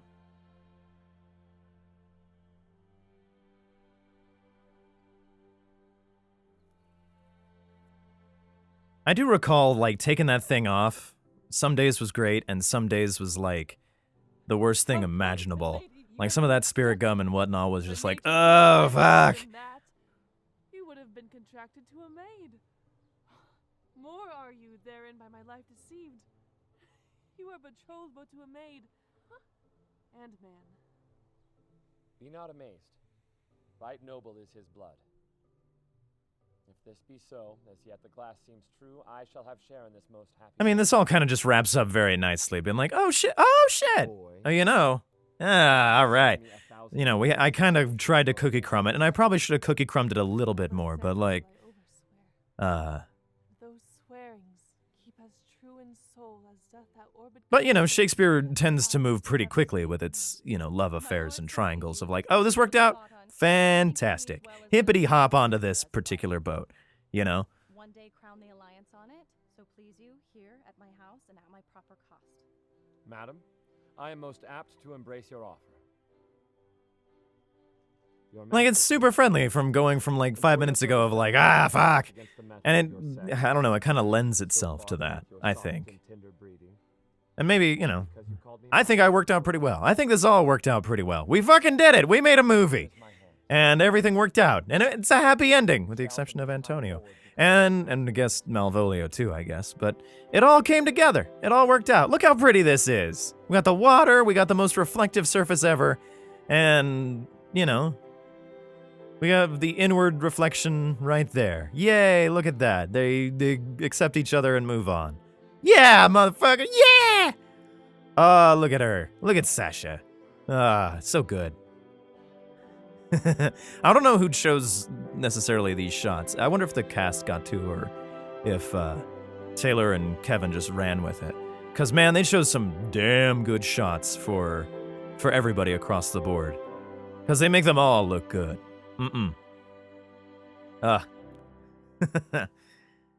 Sorry, guys, I wish I had a whole lot more stuff to comment on, but I was mostly just lost in my own, like, movie of like, oh, yeah, remember this? Remember that?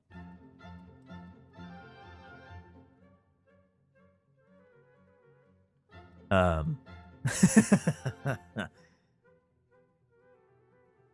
think Taylor was most enamored with this shot. Like, this was his, like, oh, this is my, like, crowning achievement shot.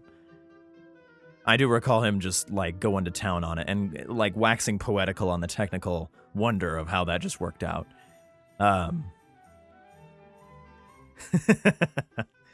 Oh, Rick. I like this entrance for Andrew. There was no better way to enter into anything, and I didn't come up with it. It was all Spencer going like, you know, what if we just have you slide into here? Oh, Lisa. And a lot of this, I feel like I just, like, turn people loose in, like, here's your playground to just mess around in, and we get to play this weekend. It seemed that way, and I, most of the time, didn't have any direction to give anybody, because they knew what they were doing.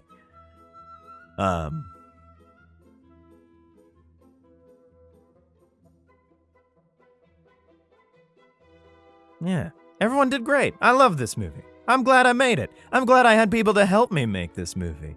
Holy hell. Like, what a wonder. Through some crazy amount of effort, this all came together through hope and duct tape and time. I can't believe it. And now I'm doing this documentary, this commentary. Yeah, that's me. And let me tell you how cold that water is. It is unfathomably cold. I was very unhappy. Talk about shrinkage. Us setting up for the shot that's gonna happen. There's Cole, rocking out. Maybe the green screen was like the first day. Maybe that was the first weekend. Yeah, these two, incredibly invaluable. And that Vandal's blanket, and they brought blankets to everybody, because it was cold that night for some reason. And Lord Hodas, and his many children now. Yeah. Hot damn, that was my flick. That was what I did, and with having very little idea on how to make a movie, and with a bunch of people who did, and I threw people in to be like, you know how to do a thing that I'm doing. And it turned out real well. Like, better than I could have ever hoped it would have turned out. For one, it's finished. And two, like, look how good it was. Like, I have, like, all these good things to say throughout the whole movie. Like some people make movies and they're like, it's all terrible, burn it. Nah, man, like, this is all fantastically wonderful. And, kind of makes me want to make another one. You know, learning from this particular film so I can be better with the next one. So yeah, thank you for watching. Thanks you for listening. I'm John Waters, and this was 12th Night.